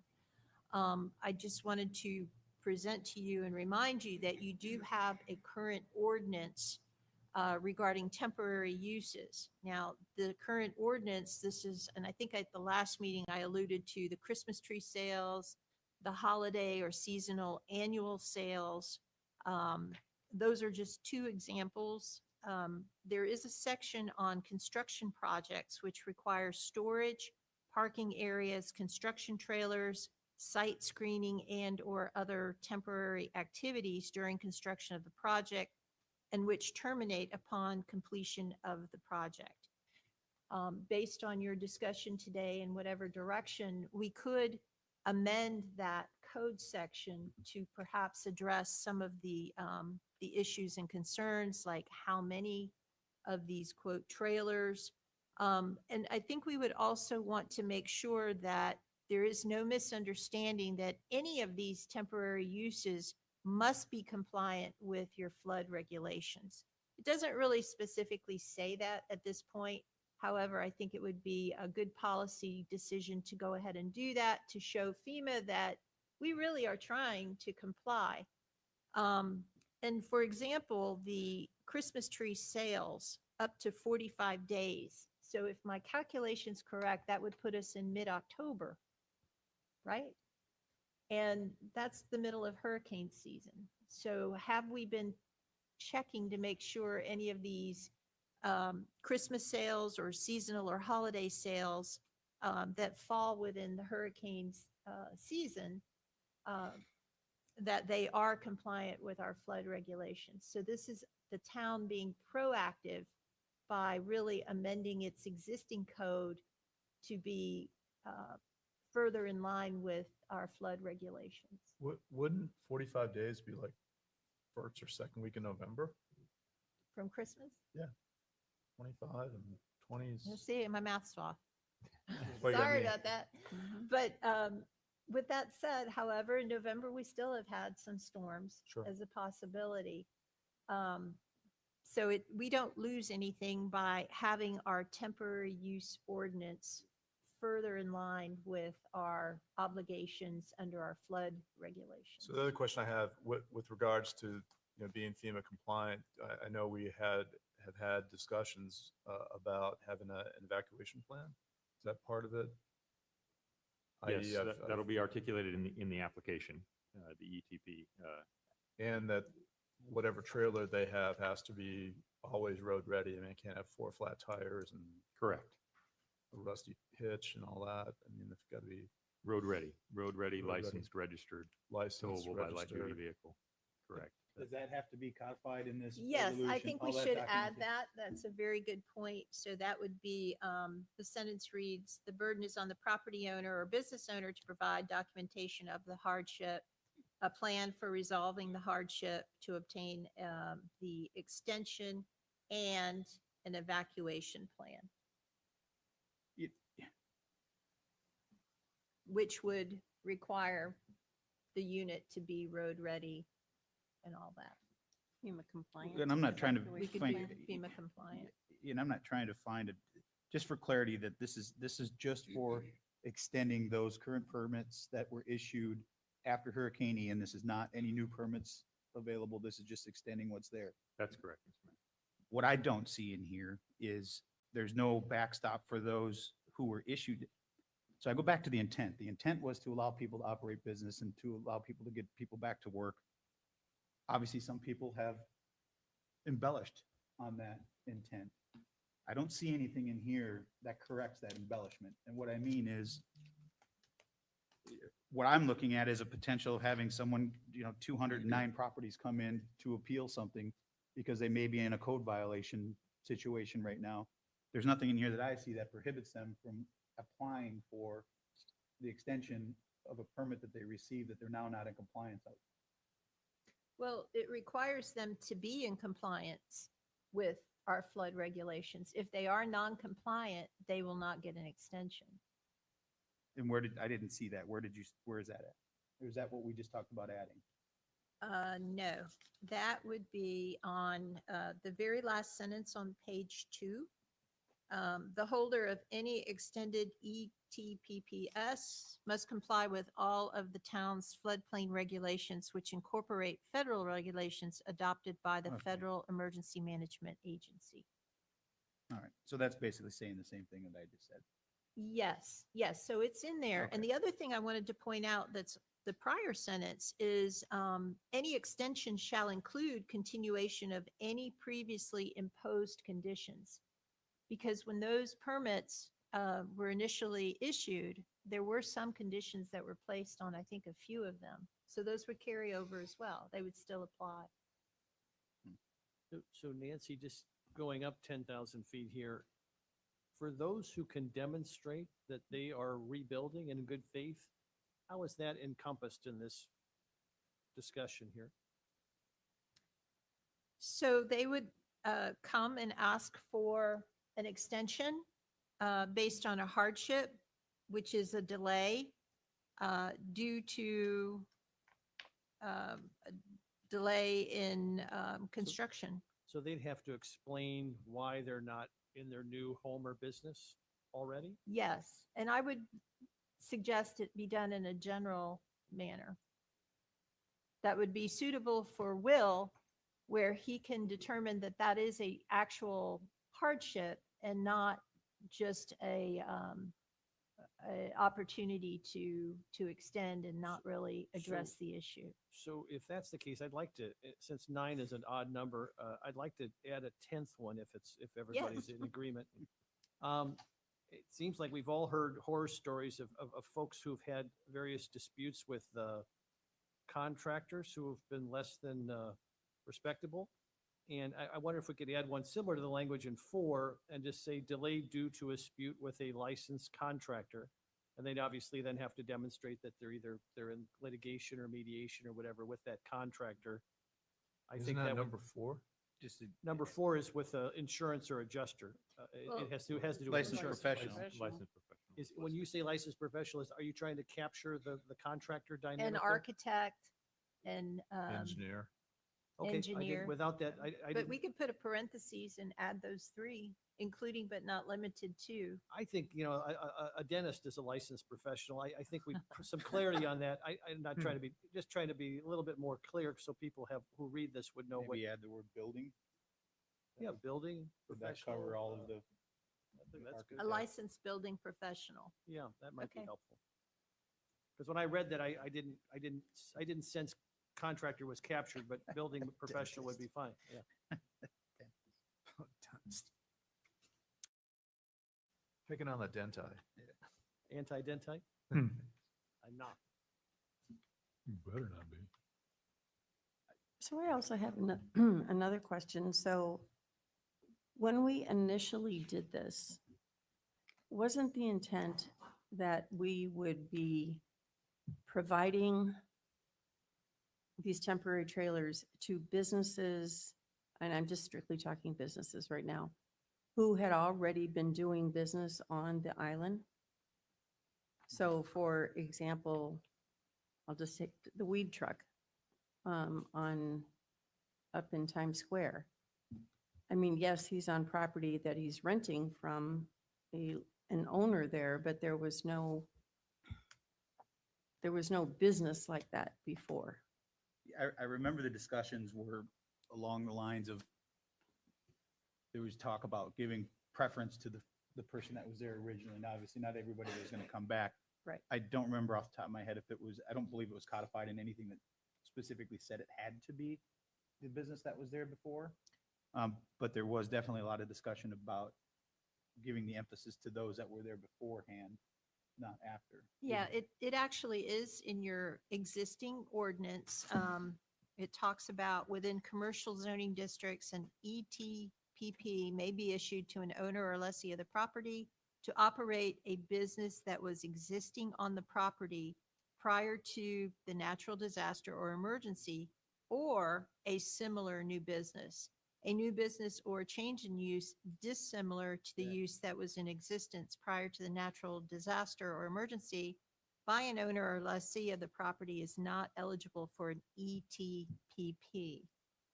That is the emergency one. However, in your code, you do have a temporary use, which is a separate path to perhaps accomplishing what has come up a bit regarding commercial uses. But the emergency temporary placement permit is a very narrow, very strict emergency type permit after a natural disaster or other emergency. Yeah, you just jogged my memory. I remember it was specifically put in there because of that. We didn't want a restaurant that was a site for a restaurant to all of a sudden be able to allow a hardware store. Right. But if you were retail, you're retail. If you're, hospitality, you're hospitality. That's what the discussion was around, I think, Karen, when we had that. We just didn't want, so to your point, just using the weed truck, I don't know that we ever had a weed business on the island, but that would have been one that didn't fall within what the intent was, I think, is what you're trying to get at. Right. So is that extension then covered in this, or lack of extension? In my opinion, it shouldn't be. If you're reading what Nancy just read, it doesn't mean the intent of, or what is written in the code. Right. Or in the ordinance. So then it could have would not been be. an existing code violation that maybe wasn't caught. Here, and again, this is what gets me back to, we're trying to fix and we're trying to help, but are we going to create more of a mess for ourselves based on what we're discussing?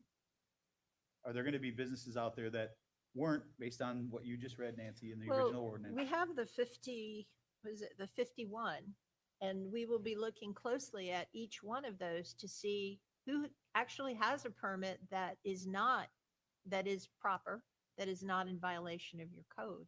Correct.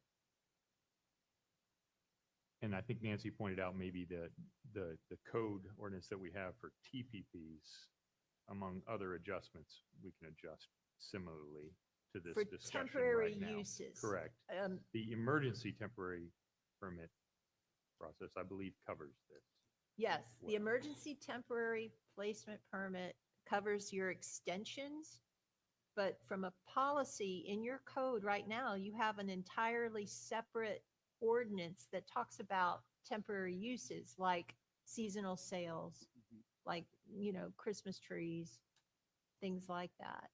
And construction, because construction is identified, but it's still kind of general and maybe a little vague.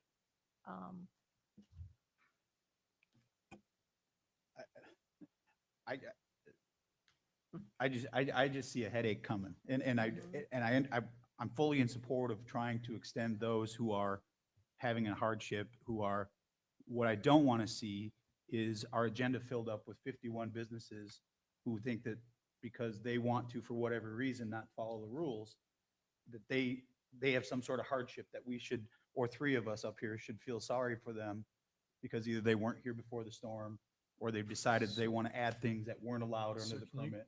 give me an example? Well, I prefer not to, but I think we all know there are several on the island that are like that. Because I don't, and I'm not arguing, I'm just trying to, I guess here would be the easiest way for me to say it. yeah. If there's a code violation, there's no way that they can get to this process, correct? Correct. Until Yeah. they come into compliance with the Until they come floodplain. into Okay. compliance. I think that's what you're that's what I'm kind of, trying to get at. you're looking at the bad actors. Correct. I think the assumption here is that you've got to be a good actor in order to go through this process. I agree. I agree. And I think that's what I think we all want that, right? Yeah, as long as, I guess what I'm trying to get at is, there's nothing in here, let's say you're a bad actor, we'll just use a worst case scenario. You're a bad actor right now, which is not going to allow you to come in under this ordinance. Right. I'm not talking about the businesses that we all know are, we'll just use Mom's, for instance, because we'll just use hers, because single trailer on a property, doing what she's doing, whatever. If it's not a person like that, isn't going to be able to come in if they have a code violation to come in and even ask for this. They create a code violation, whether it's a structure that shouldn't be there, it's a whatever. Now they come in for a hardship. I'm just struggling with this. There's a lot of vague language in here for me. And I support it. If the staff feels that there's a hardship and they can prove it for whatever it is, it's great. But it's the ones that if the staff feels are not providing enough of a hardship, they're going to come before us. Now we're basically superseding staff, which we do, but if it's, I'm not articulating what I'm trying to say, but if the staff doesn't deem, based on what we are required to do to stay in compliance with flood regulations, and it comes before us, what is it are we saying to people that it's okay to just go past staff if the staff doesn't feel that you followed? I think the finding would be that their particular situation is not a hardship that would merit an extension of any permit that has been issued. Okay, so then if that's the case, then the 23rd would be the end of that, and they would then be out of compliance for a temporary Correct. permit, if it's an active permit that they have now. Yes. Yes, and that is stated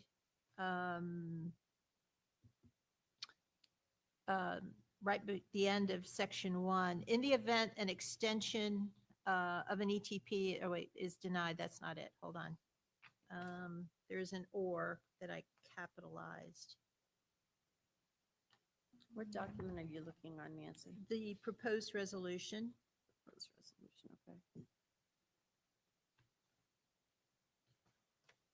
I believe it's the top of page 3, Nancy. Yeah. Any Yes, there it structure is. use Any identified. structure, yes, or use identified in an ETPP, which is non-compliant as required by the town flood regulations, or if the ETPP is not extended, shall be referred to code enforcement. Thank you, Karen. I don't think that, I mean, I don't know if that covers it all, though. I mean, okay, let's just use an example. Let's say the Cubano truck, is that Cubano, or the one that sits down at Sandy Bottoms? So they were not here on the island prior to Ian. But they have been, they're on the Sandy Bottoms property, which is under construction, which was a food service business. Are they allowed to renew? Because they weren't on the island before. But to my knowledge, they've been in total compliance. You know, they're a structure that can be pulled off and all that kind of thing. But Yep. because they weren't here before Ian, are they allowed to renew? I would say yes. I think, I think where this all came to a head was when the condo down here, one of his buddies had a pizza wagon. All of a sudden, you got a condo with a pizza truck. I mean, that's what we're trying to eliminate. But I think if you had a restaurant, and you know, in all fairness, I mean, they changed it up. They You know, they have, They do change it up. which is was good, just which I using think, Cabanos which as I an think is example. good. I mean, you've got Cubano, then you've got the root shrimp, and you've got. But root shrimp was here before. Okay, but, That's but, what but I'm he had, saying. he It's had, like, he had barbecue. I mean, they've got different I varieties. know, but I'm just saying, as we go forward, I mean, now's the perfect time to say what is going to go forward or what isn't. And the intent was, at the very beginning, the intent was to help the businesses that were on the island at the time of the hurricane. So Yeah. Cubanos is one of those. I don't believe they have any code enforcement things, issues against them. They've been on and off. They can pull on and off. They can do all of that. Can they continue under what we have stated here? Can they continue? Or is the intent, if they weren't on the island beforehand, because these are the questions I get all the time. If they weren't on the island beforehand, you know, should they be taking away from business that is trying to put in their brick and mortar, or who are trying to do their business and still build? Well, I guess I'll just, to me, I don't think that my intent was, whether it was, we'll just use, in your situation, you've got root shrimp there and you've got Cabanos or whatever it's called. Mhm. That was a restaurant before. That was. Root that- shrimp, well, Well, no, I meant the no, location. the Sandy location Bottom's was, location right, was a, right. it was a use that was there before. Right. It's not like they're putting up a machine shop there now, right? But I think what I'm trying to say is if using your scenario, just driving by it today, the intent was to not have two food trucks on that property. And there's two of them there now. They may not both be open at the same time, but I think that's the part of this that I'm having the issue with, is whether or not there's a food truck there. I think that was the intent. But how many were there is, and again, I'm not using them as the example. You brought up the example. I'm just saying, I'm there's just two trying to throw different. one yeah, out there's there just- that's, you know, everybody knows. But the intent was to help. It wasn't there to be longevity. It wasn't there to be the solution. Now, in that example, they're going through the permit process. They're trying to reopen their business. They're showing that they're trying to go through. So they are meeting the intent of what I think we were trying to pass back in March of 2023. Mhm. It's the ones who aren't. And So if. will this, Yes, so if I may, the analysis really would begin with what was really given to them? What was their initial permit? Was it for one or was it for two? Maybe it was only for one. That was a condition that was put on the initial permit that was granted. And over time, it's just kind of morphed a little bit. And then that's something that we would have to analyze, you know, what rights do they have? Are we extending only those rights, not expanding them? And if they have expanded them without authority and permission, then that would be a code issue. well, in an effort to move this along, I support what you have here, Will, and I think it's covered a lot of the stuff. And getting this out there sooner than later, I believe is the intent of the council. I think that's what we want, is to give people as much notice as possible. I don't want to speak for my fellow council members, but for me, the intent is to get a path forward for those who are doing things the right way to be able to continue to operate while they're trying to bring back their brick and mortar building, or they go through whatever process they have to go through under our current ordinances to use a special event or special permit or do whatever they have to do. So I support this, and I feel comfortable after this conversation, knowing that if you are in violation of floodplain management right now, that you're not going to get extended past the 23rd, and the code violations will continue on if you currently have a code violation.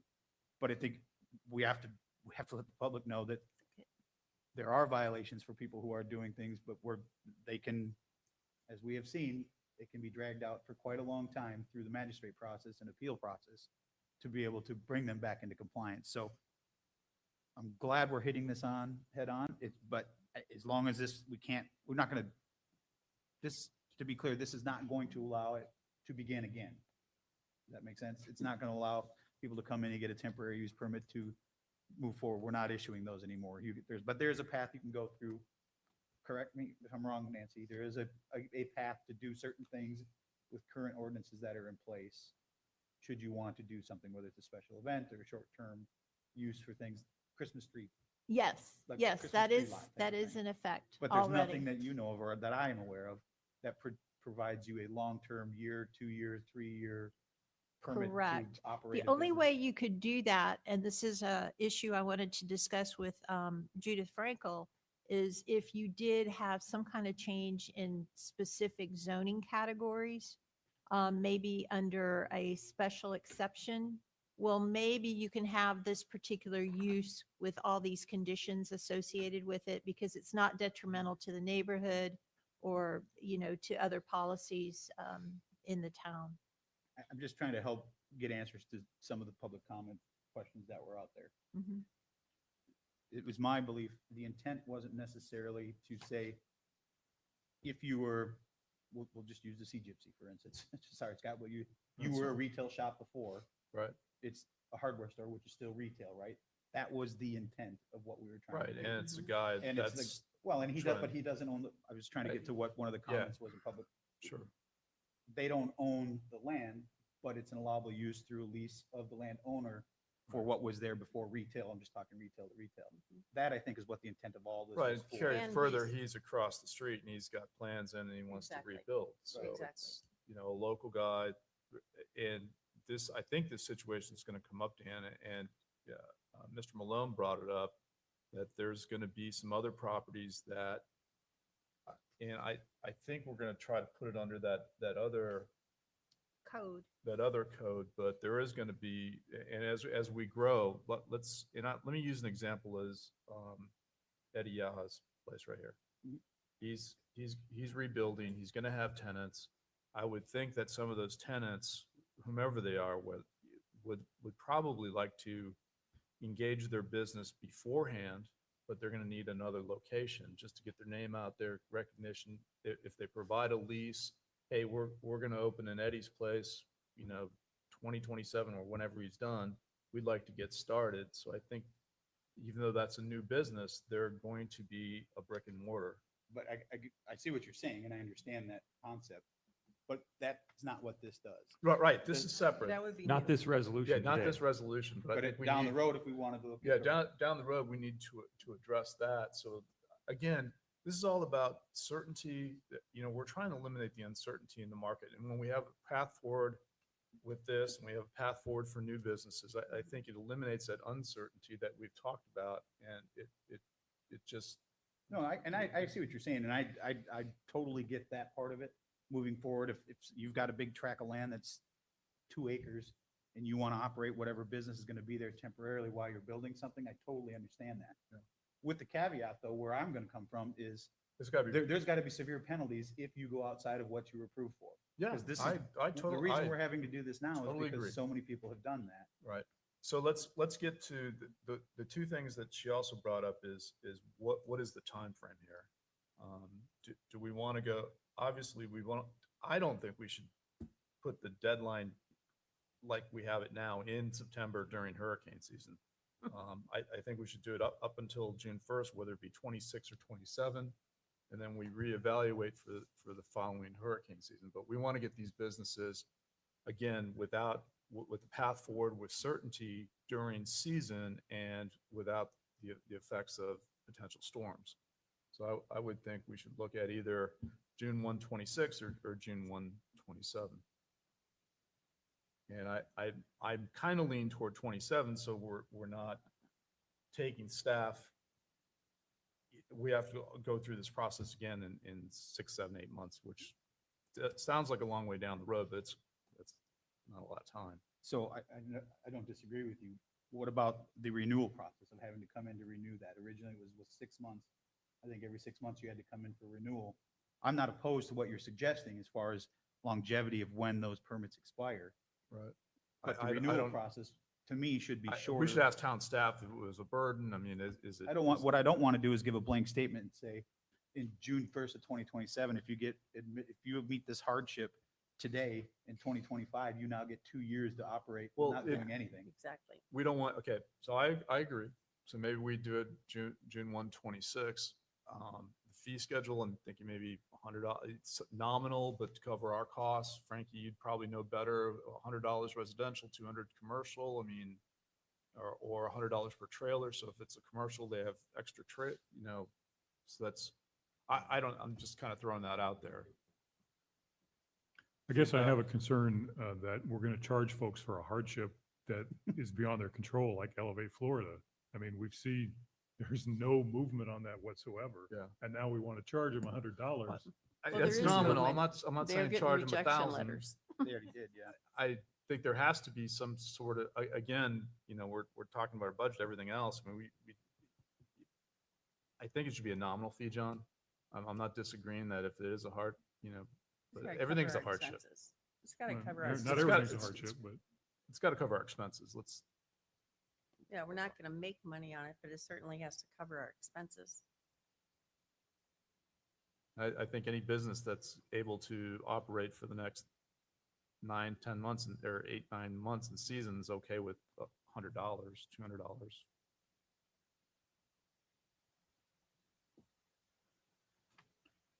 Well, trying to figure out the best way to package this up that have been issued, not issuing new permits to those who are good actors. We can say whatever you're talking about 2 years. I'm fine with 2027 if that's the case, but I would want to see shorter intervals of being able to come in for review, just so that if your hardship today is, I just am waiting for, my permit is in, but it's going through the environmental process. Yeah, I agree. If you still have a if problem, if you have the year and a same half. napkin you drew your plan on, and you come back a year and a half later, hey man, here's my plans. It's come on. Yes, Well, Mr. Mayor, if I can too. yes. The resolution date being extended to maybe the 26 or 27 is fine, but I would still want to have the 6-month reapplication process. That keeps us in compliance with FEMA's special flood hazard area Okay. regulations. So how about we go 6-month review, 6-month renewal. Right. 6-month review, and the amendment goes till June 1 of 27. I'd be fine with that. I would want to go even a little bit further, just to prevent. June 1 of 28? No, what I'm talking about, no. No. I'm not talking about that. I'm talking about, Nancy, is there any way we get someone that we give an extension to, and then they decide they want to become bad actors for whatever reason? I'm not saying that would happen. What recourse do we have then to say we have to wait that 6 months then to say your permit is no longer valid because you have you've decided to, I don't know, build a pergola in the middle of your property? Or could it be revoked upon a, It can be. Our code already has a process. already If they do that. receive an NOV, and Tom, you can come on up if you want to add to this. If you receive Yeah, an I'd like- NOV, so- just so NOV, people there out is there a listening would process in understand. place of a timeline. They have to respond to that NOV and come Within into 30 compliance. Yeah, okay. So And- that's where the no. And we're also requiring them to have a plan for how they're going to resolve the hardship, Yes. which could have those 6-month increments in there. And then we can look at their plan and they think that by January, they're going to have this much done. Did they achieve that or not? Should we put benchmarks or something in? We can. It's Tom, reasonable. come on up. Good morning, everyone. Thomas Yazzo, Emergency Services Director, Fort Myers Beach. So we would do an NOV if they come out of compliance in whatever manner. And we also have the ability through the building department to revoke any permits.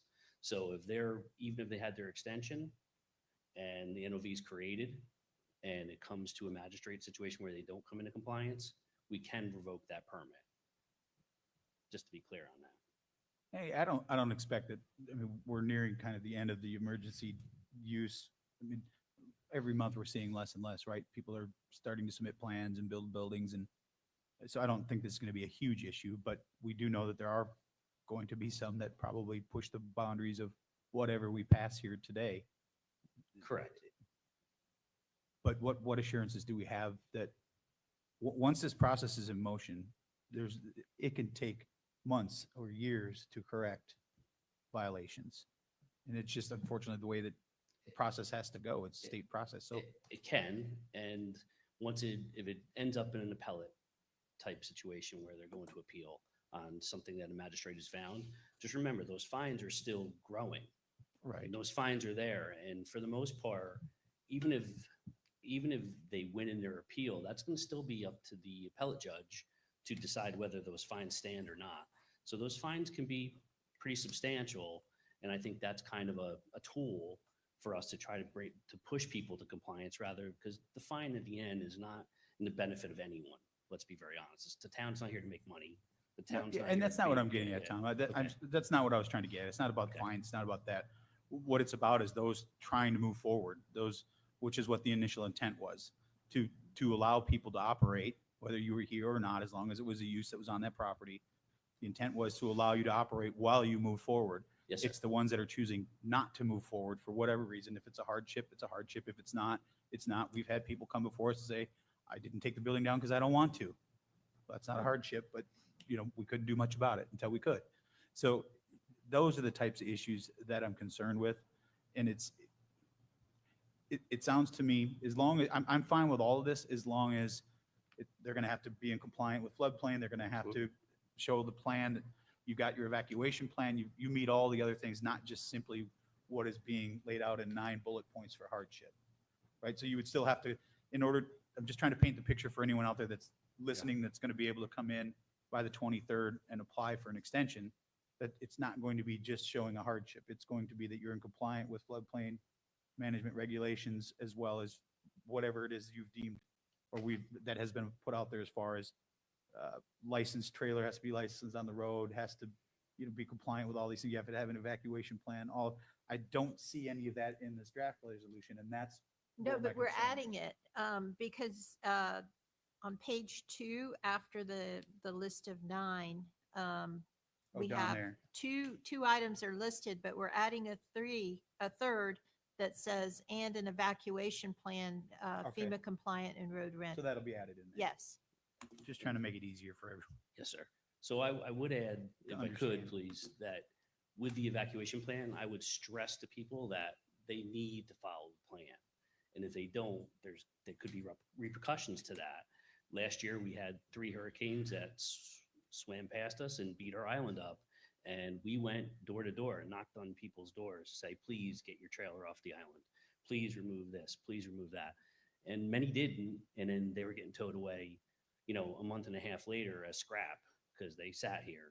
I mean, so it's something that I think that's something that we need to get to the public and make sure they understand that too. They have to follow their evacuation plan.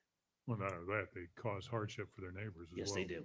Oh, as we saw people driving their vehicles from other municipalities and leaving their vehicles in the path of the storm. Yes, they did. Just to Yes, total because they them catch out. fire in the Just seawater. parking them in the town right away and leaving them there. Yeah. So it's always a mess. Well, I'm hoping that we can this is going to come very fast on the 23rd. And to me, there's still a lot of vagueness. We got to move this forward so that people at least have an opportunity to come forward. But the vagueness of an evacuation plan, what is that? Do I have to show you Billy Bob's F-150 can pull it off and it takes this much time? I mean, what does that really entail as far as details? I can just show you, I don't own a truck. I own a Prius that can't pull his trailer, but I'm going to use that to pull the trailer My off. buddy has a truck. Yeah, but my buddy, well, yeah. There Anybody you that has go. a truck those are knows that good you're points. everybody's Country buddy. song in there. I think we're going to have a lot of headaches coming over the next month is all I see. And I'm just trying to mitigate as many of them as we can. Well, and I think the beginning date on this should be as absolutely as soon as we possibly can to get the right I think wording. that's what Nancy was trying to get. Yeah, like Yes. So today. we do have to amend our application to only apply to extensions. And we were talking about how can we electronically make it as easy as possible for our residents to apply. There are a couple blanks that we need to have filled in that I need specific direction from you on. So the extension date, I've heard June 1st, 2027. Is that also for residential as well as commercial, or is that only commercial? I'm okay with residential. I'm fine with both as long as there's Okay. a review process before then. I am too. Okay, and then having the town manager to begin processing these, maybe give us a couple days this week to get our application in order, posting it on the website where it could be downloaded That and. brings up a question to help alleviate staff. Would it make more sense if we're only, let's say, worst case scenario, we're talking 51 and 158. We know who they are. Would it make more sense for us to reach out to them and say, this is the new resolution, you are one of the 158 properties versus someone who never got a permit? And I'm just trying to alleviate some staff time, because if somebody's been operating illegally or their permit's been expired, they're not going to be on this list to be able to apply for an extension, but yet they're going to still try to apply for an extension, what's going to take staff time. Do you see what I'm trying to say here? Does it make sense to be more proactive, to reach out to them and say, your permit is going to be expiring, you have the ability to potentially apply for an extension? I think Dr. Kohler had drafted a letter at one point, Yeah. which we could now perhaps mail out with a copy of the resolution. I do have a draft letter that I worked with Nancy on to send out to some homeowners who have those permits that we have listed. I just want to clarify that we're not saying that you have this permit. I removed my trailer, but now I have the opportunity to extend, so I'm going to bring it back on. So I think that's a clarification we probably need to add to that letter. At least that's what I'm understanding. I is just the want to support direction. whatever is going to take the least amount of staff time to have to Mhm. review all this. I don't want, like we saw after the storm, permits were free for something, so someone would turn in a permit application with their name and phone number on it, and that was it. And then it chewed up staff time for review process and all that, because they were trying to get in under a deadline that was, we didn't have anything in place to say, you have to have a fully filled out packet, not just your name and phone number. So if I'm Billy Bob again, who has a trailer on my property, my permit has expired 6 months ago, I'm not eligible to come in and ask for an extension on an expired permit. I see what you're saying. So I'm trying to help the staff not create more work and more paperwork for people that, or if there's a fee associated with it, now they got to pay a permit fee, or they got to pay $100 fee to be told, well, you're not even eligible. Now you're refunding people's money. And I'm just trying to, I just see a lot of messes coming that we're never going to be able to cover them all. I'm just trying to help figure out ways to alleviate staff time and do what we're trying to do, extend those that need to be extended for valid reasons. I think that's a great point, and I can add a sentence in that last paragraph that once the unit or the structure has been removed, that the emergency temporary placement permit is expired Null and void. and revoked and cannot be renewed. It's finality. If you've moved it, Yes. it's gone. Yep. You can't come back. So I can add that. And I guess that to begin processing these, do you want to have a specific date or immediately, or how? I have to defer to our town manager. As soon I as- don't know how quickly I- we can get it. No later than 1 September, I think, to have us start this process. September 1st. And if we're ready earlier than that, great. But we need to, as parts of these discussions today, make some updates to the permit application, the emergency permit applications we've talked about. And then I want to develop and institute a process where people can, where we can announce it on the, do public service announcements, have the application and the process available through our website, like other processes that we have, and the points of contact. And I need to set up the process, the team, to receive these. I don't believe that we're going to receive, 51 and 158, because not everybody's going to meet the criteria, but we need some time to get that out there so everybody can see if they do or do not meet the criteria, and they can apply for the exception. So I think September 1st gives me the time to do that. And what about the fee part? Can we look at what would cover our costs only for processing this and charge that as a fee, or? Oh, absolutely. I don't want to make money on the fee. It would just be a processing fee like any of our fees. And I think 100 for residential, maybe 150 or 200 for commercial. I leave that to the council and your discretion. But I do, it's not to make money. We're not, and I understand absolutely that if people are extending due to hardship, that is a consideration we should take.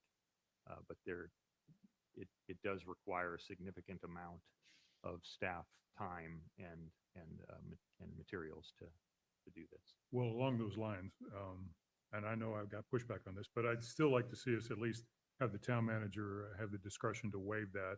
I mean, when I see number 9 down here, hardship due to delay in permitting process, that sounds like it's our problem. So now we're going to charge somebody for our delay, and that just doesn't make any sense to me. Yeah, I did talk about that one with Tracy. It's not, it wouldn't only be delay in permitting due to our process. Many times there's back and forth on permitting because not the right stuff was Sure, presented and with the permit application. I don't have a problem with inability to sell property. That's totally on the person, but hardship due to extended death or something like that, if you're talking about a property owner, that could be tied up in litigation or something with estates or things, so that could be. I have no I issue. would just like to see the town manager have the ability to waive that if needed. If the council wants to grant me with that ability, I have no issue with that. I would like to grant the town manager the ability to waive that as well at his discretion based on hardship. Do you want to go September 2nd since the 1st is Labor Day? Yes. Probably a good idea.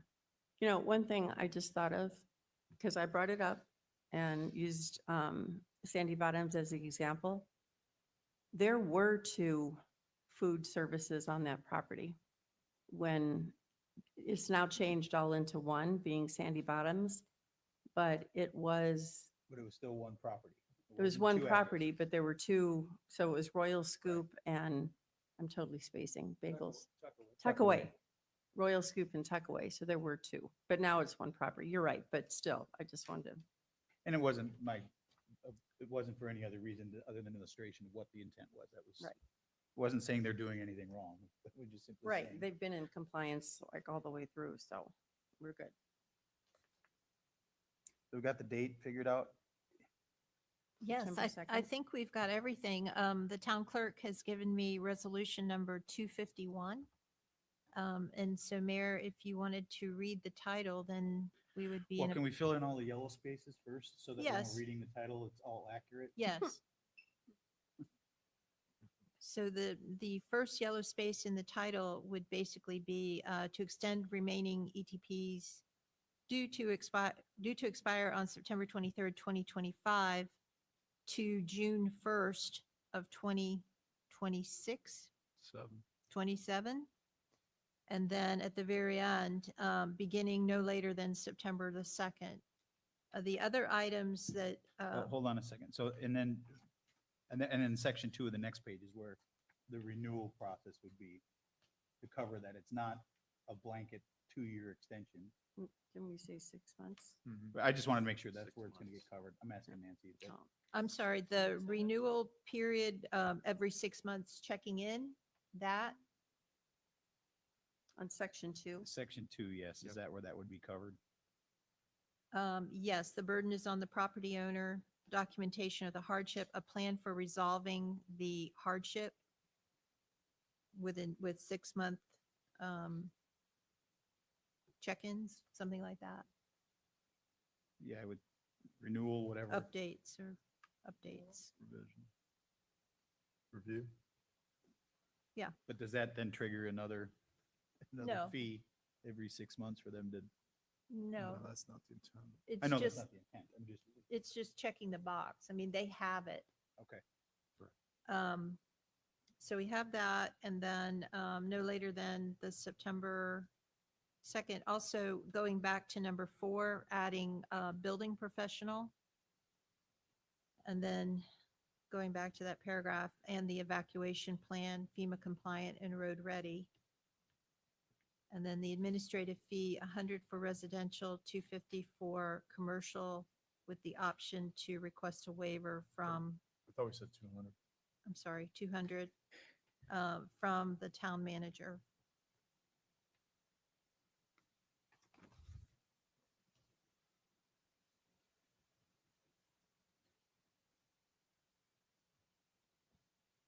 So how many months, I'm back in the resolution paragraph, how many months? We got the date. We're wrong. going to take out for an additional month and just put in to extend to June 1st of 2027. So we're not counting the Just so that I'm months. reading it correctly. So what do you want me to change? Due to expire on September 23rd for an additional, No, just to extend, due to expire to June 1st, 2027. okay, so instead of September 23rd, it'd be 27. Or June 1st, 2027, right? Correct. So we're replacing September 23rd to June 1st. No. To extend remaining ETPS who are supposed to expire or due to expire on September 23rd to June the 1st of 2027. So from September 23rd, they're going to now be extended to June 1st. So we're moving the additional months. Wait, Yes, no. yes, we're taking off that language. But what if we're, because that implies that anything expiring on June 23rd, no matter what, or Not on just the September ETPs. 23rd is automatically, so that's not what we're getting No, at, though. upon the demonstration of a hardship as provided herein, and then that goes to that section 2, where it has the nuts and bolts of how to get it.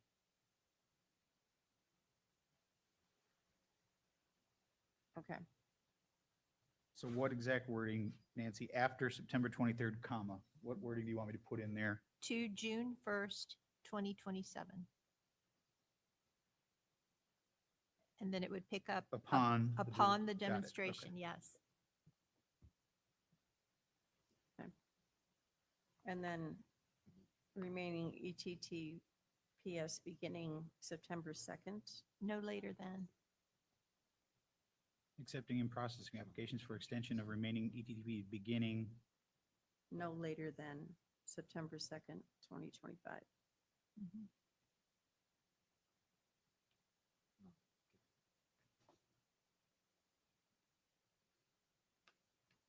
hold on, say that again, no later than September 2nd, September 2nd. There, 2025. that's what I thought.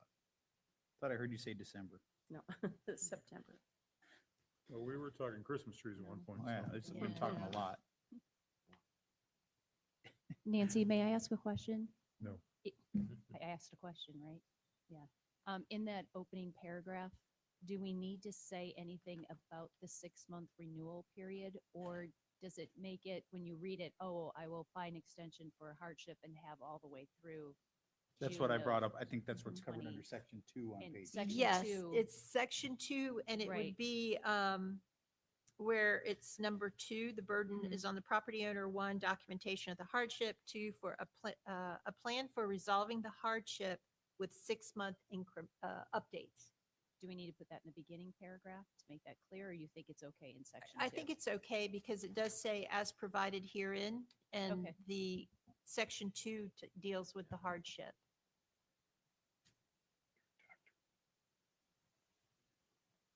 And then at the bottom of page 2, there's 2 empty blank yellow highlighted spaces.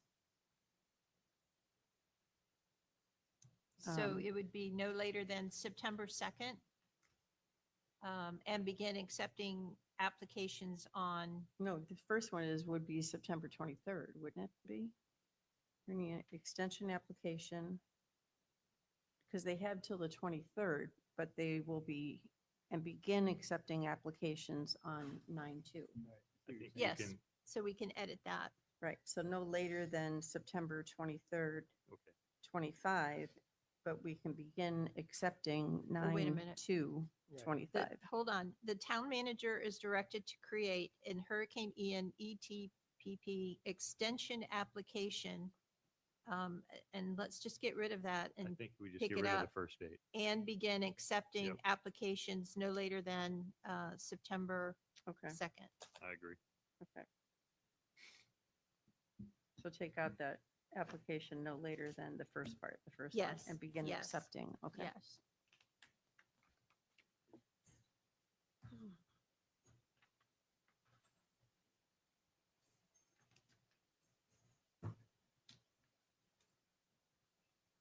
And that section 4 on the last page, this resolution shall take effect, is that today when we vote on it? Immediately, yes. Okay.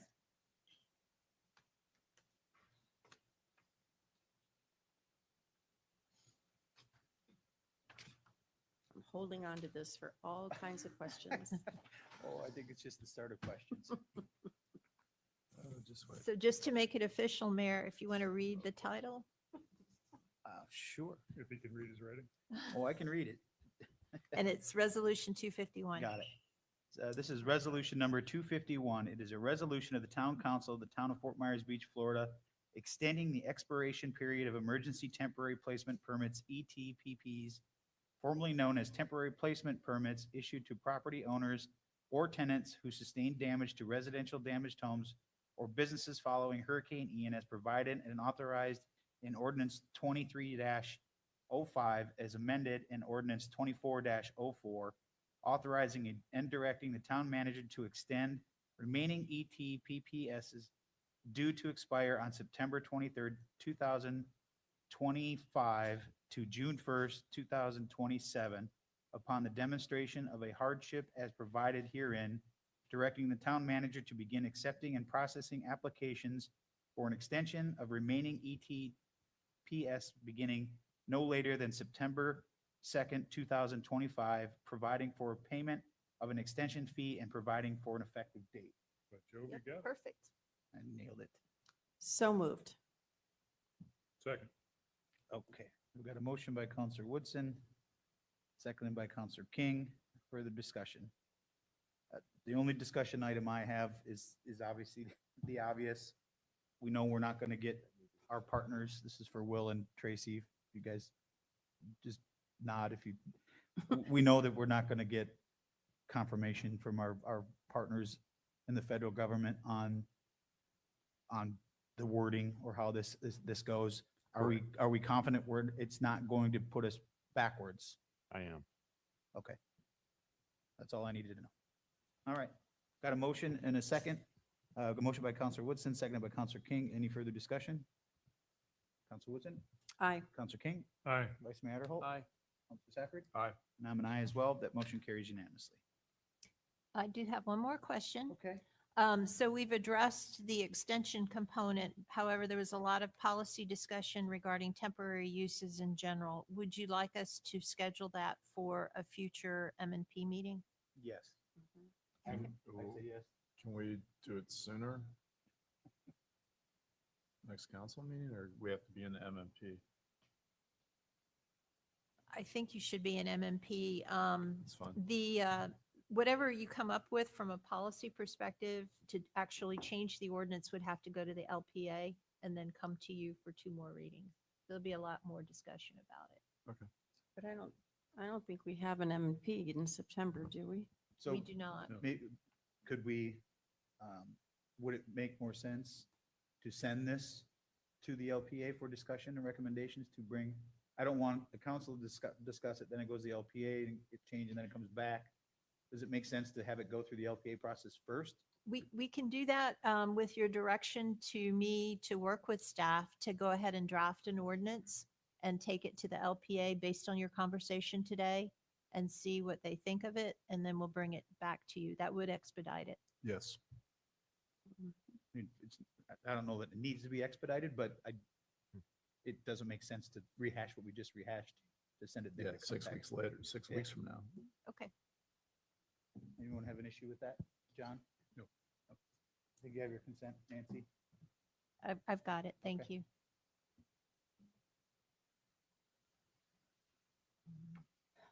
What else you got, Will? Just 2 more things, council, if I may. I've been discussing with you previously about a new presentation policy for those who are bringing presentations to present to the council. That was tough to get through. Are you gonna present Alliteration, this to us, but I'm presenting it right now. And Nicole has done a great job in drafting that policy, and we want to institute that policy immediately. And it basically is in bottom line up front is anybody who wants to present something will have to send it to town staff and the town clerk ahead of time. What's the time frame, Nicole? No later than 24 hours ahead of any meeting. That gives the town staff time to make sure it's properly formatted and test it with our AV systems. Before I just want to inform you that that's going to go into effect, and we will place all of this information on the town's website for people to be aware of. Finally. The other thing is that we've scheduled the grand opening for our new town hall, September 10th, from 9 to 11. Is that right, Nicole? From 9 to 11. Nicole has begun sending out invitations to dignitaries, especially those who helped us acquire the funding and the legislative process behind that to get us that new town hall, and others who were significant in that. And we will extend invitations further, but just wanted to let you know we've started that process for September 10th at the new town hall. At AM or PM? Both. Just checking. It's a good clarification. Thank you. That's all I have. The PM's on the deck. 9 I'll to be on the 11, you deck. said? Yes, 9 9 to to 11. 11. September 10th. All right, town manager or town attorney items. I do have one item. So at your public meeting on August the 4th, you reaffirmed your direction to the town attorney to pursue foreclosure of some code enforcement liens on property that is located at 80 Avenue E in Fort Myers Beach. That property is owned by White Sand Properties LLC. On Friday, August the 8th, we did file a complaint to foreclose 2 of the code enforcement liens, and it has been assigned a case number 2025-CA-004261 by the Lee County Clerk of Court. So as you know, all of our meetings and conversations among you occurs in the public. However, there is an exception to the public meetings law that allows me to announce and request that we have a closed session concerning settlement negotiations and strategy related to litigation expenses associated with this litigation in a private executive session with the town council. This is authorized in 286.0118. This allows elected municipal officials to meet in private with your attorneys and the town manager, but we will only discuss strategy and settlement negotiations related to this specific litigation. By statute, I also need to announce that my request is that the executive session begin at 12 noon on September the 11th. That would be in the middle of your regular town council meeting, and that it is expected to last no longer than an hour. The executive session will take place at Town Hall, located at 6231 Estero Boulevard, Fort Myers Beach, Florida 33931. Only the following individuals will be present and allowed to participate during the executive session: Mayor Dan Allers, Vice Mayor Jim Adderholt, Council members John King, Karen Woodson, and Scott Safford, Town Manager Will McCanney, Town Attorneys Nancy Stuprich, Becky Vos by Zoom, Chloe Berriman, Paul Waters by Zoom, and a court reporter. The Town Council will not be taking any action during this executive session, but after the executive session has adjourned, we will go back into a public meeting, and at that point, if there's any action to be taken, it would occur at that time. And that's my announcement. Madam Town Attorney, Mhm. procedurally, do you have, or do you feel you have the authority to enter into, or maybe you're in the process of in settlement negotiations prior to the 11th? In other words, if you come up with a settlement proposal prior to the 11th, it could be discussed at executive session and then properly voted on afterwards. I only ask that because we're obviously entering into our budget session on that evening. And if there's an impact of the settlement negotiations that impact the budget, it would be good to know that. And just wanted to make sure you had all the tools you needed to posit some sort of a settlement proposal. I prior would to that. I would not be offering the property owner a settlement proposal. However, I will offer them the opportunity to provide an offer to us, which then could be discussed in your executive session. And subsequent to that, you could provide direction to make a counteroffer. Very good. That's it. You need a vote or anything on that? No, Just the announcement? just the Okay. announcement. Anything else? No. All right. Council member items and reports. Senator Scott? Councilman Safford? Wow, I got promoted. I actually have 3 questions. Number one, where are we sitting with this on CRAs? Are we going to have is that going to be part of our MMP process? I mean, where do we sit right now? Sir, we have a meeting, myself and a couple members of staff are meeting with the Lee County representative for CRAs this afternoon. We're going to discuss that and what we need to do as a town to potentially work through that process with the county. So after that meeting, I'll have a little bit more information for you on our recommended way ahead. But I hope to move as quickly as possible on this. Okay, fantastic. My second is there an update on the grant funding for Bay Oaks? I know there's an August 31st deadline. Is that Jeff, you want to talk about the discussions with county on that? Thanks. Jeff Hoagie, Community Services Director. Man, that sounds weird. Anyway, so the original grant packet that we received said August 31st, 2025. After contacting, the representative that we have through the grant, I asked for an extension just in case we weren't done. And the person that was reviewing it was somebody new. And said your date should have been 60 days from when the grant expires, which is December 31st. So the original date should have been October 31st all along. They had it wrong on the contract, so they are sending me a new one, but I just got clarification again this morning that it's October 31st, 2025. So we are trying to get it done end of August anyway, because that was kind of our target. But if we have to go a little farther, then that's okay. If we run into these snags, we have a little breathing room for sure. So, yep. Okay, that's October 31st is the new deadline. Thank you. At third, the charter review, we have an exact date, time, place for our first meeting. The town clerk.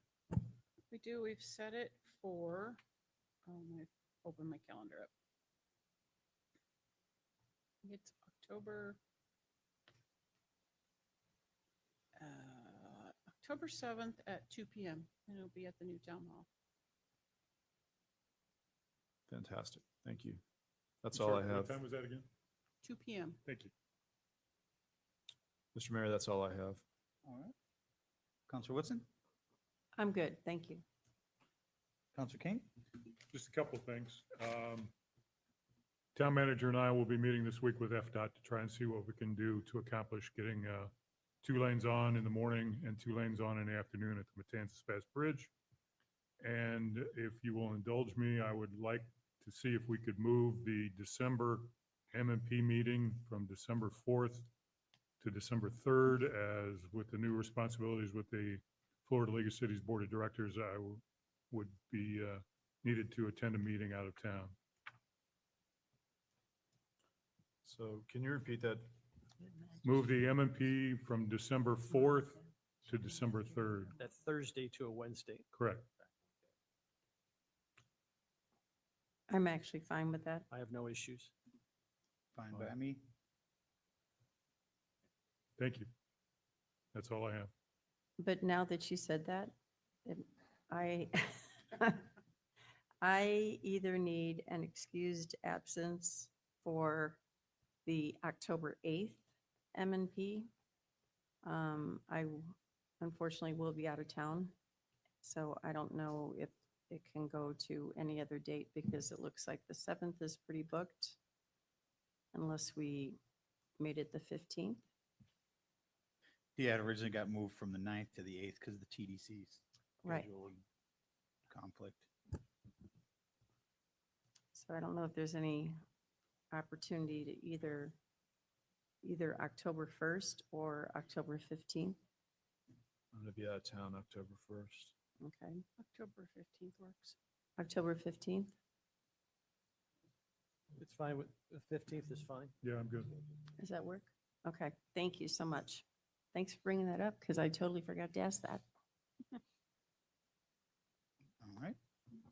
Anything else, John? Nope. Vice Mayor?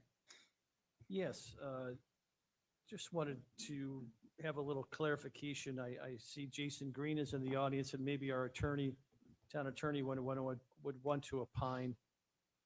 I thought there was from one of our former colleagues, a post over the weekend implying that Senate Bill 180 would negate our ability to utilize our impact fees. I think that was a questionable statement, and I just thought it would be helpful to get some clarification. And I didn't know if Jason or Nancy wanted to opine on that, because I I'll think let that causes, Jason handle a it. lot of concern in the community, and I don't think it's a very good take if you. Yeah, we had an extended conversation, Jason and I Yes. did yesterday, and he's got all the details, so I'm going to defer to him. I'll be, hopefully, by the time I get home today, deliver the draft to your administration and to Nancy, and for them to review. And obviously, she can opine on that once she reviews it. You currently have impact fees. You're allowed under state law to continue to do those. You're just required to have updated studies, which is what we're doing.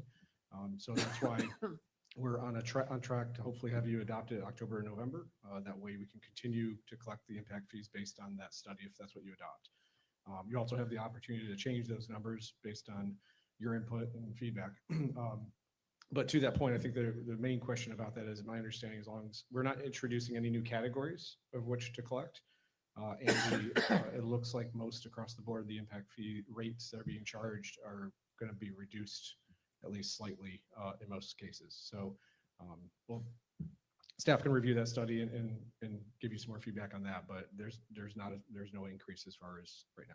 So Jason, in this person opined in reference to Senate Bill 180, they said, now the ship has probably sailed, eliminating funds needed for infrastructure and resilience upgrades and putting more of a burden on the taxpayers, referring to Fort Myers Beach. That is an incorrect statement as it relates to Senate Bill 180 for Fort Myers Beach. My understanding with impact fees is you are under state law required to update them every 4 or 5 years. And this will kick that next period off. And so we have to do this study. Right, but Senate Bill 180 will not adversely impact Fort Myers Beach with respect to impact fees. As far as I'm aware, within the current, when the study has come out, no. Obviously, we'll allow Nancy and your team to look at it and confirm that, but my understanding on the impact fee side is no. Thank you. And I will be corrected if needed. I understand. Yeah. Thank you. That's all I've got. All right. I had the same question about the impact fees, but you already answered it. But since you're there, Joe had made a statement at one of the last meetings, and I think that maybe got misconstrued a little bit as far as the amount of money that can be used for a project. It's not a static number, is it? It's not just specific, and this is nothing against Joe. We're throwing a lot of numbers at Joe, and I just want to clarify. Sure. I think Joe said only 25% of the impact fees could be used for any project, but that's not necessarily how it works, correct? So it depends on how you do it. And generally, yes, there's a percentage or a cap generally associated with impact fees to a project, because it's very difficult to have a project and associate it 100% with new growth, right? So the impact fees are all supposed to be for capacity that you need to achieve level of service for new growth and new people. I just, as an estimate, is about 20% is a number that's in the impact fees, using that because of our growth rate is unique. So every community is going to be different, and every methodology you use for that impact fee will be slightly different from town to town. So just throwing that number out, it's about 20% for your projects is what new growth is associated with. Well, it was my understanding with the impact fees, and I think it kind of correlates with what you were just talking about, is a new project comes into town. Right. And the impact fees, a percentage can be used based on what that impact's going to be, whether it's infrastructure, whether it's ball fields, whatever it is. Right. A percentage of that impact fee can be used for that project, but the rest then would be shouldered by the taxpayers. Well, other sources, right? Or other sometimes you can use your impact fees as leverage for grants and other things like of that nature, because you're budgeting it and you're collecting it, and it's adopted by ordinance, so you can rely on it. Some people have bonded those types of things. I mean, there's options for you, but yes, ultimately the impact fee can only pay for a portion of most projects. Correct. Okay. And actually, that just as the opportunity to say, when you do your budget, actually by code, we're supposed to be doing a 5-year CIP every June to the LPA. And then you're supposed to take that as part of your budget every September. And then that cycle, that 5-year, 5th-year cycle works with the updates every 4 or 5 years of the impact fee. They're supposed to work together on that cycle. Clear as mud, Jason. Yeah, speaking of clear as mud, Jason, there was sort of a general thought that we've got to get this study done in order to capture some of these new developments. And we realized that obviously they've not filed their building permits yet, so they will be captured. But there was a sort of a general belief that what you were doing would capture and create impact fees that otherwise didn't exist. That's not the case. You're in Correct. essence updating what we already had on the books with respect to impact fees. Is that a fair characterization? That's the way it's come out, yes. When you do a study, you have an opportunity to look at other revenues, other I guess, categories to collect impact fees for. This doesn't do that. The way it came out, and based on your direction and the feedback we got, ultimately what we had works. And there's slight modifications to like the Parks and Rec one, consolidated some things, made it more clear what that could be used for. But it's essentially very similar to what you have, just a little bit different rate, and that rate's based on what the growth has been doing and projected to do. Thank you. Yep. So there's no new surprises that will come out of this. All right, thanks, Jason. I don't have anything else. There's nothing else for the good of the order. So I see you wanting a motion, and I will move for adjournment.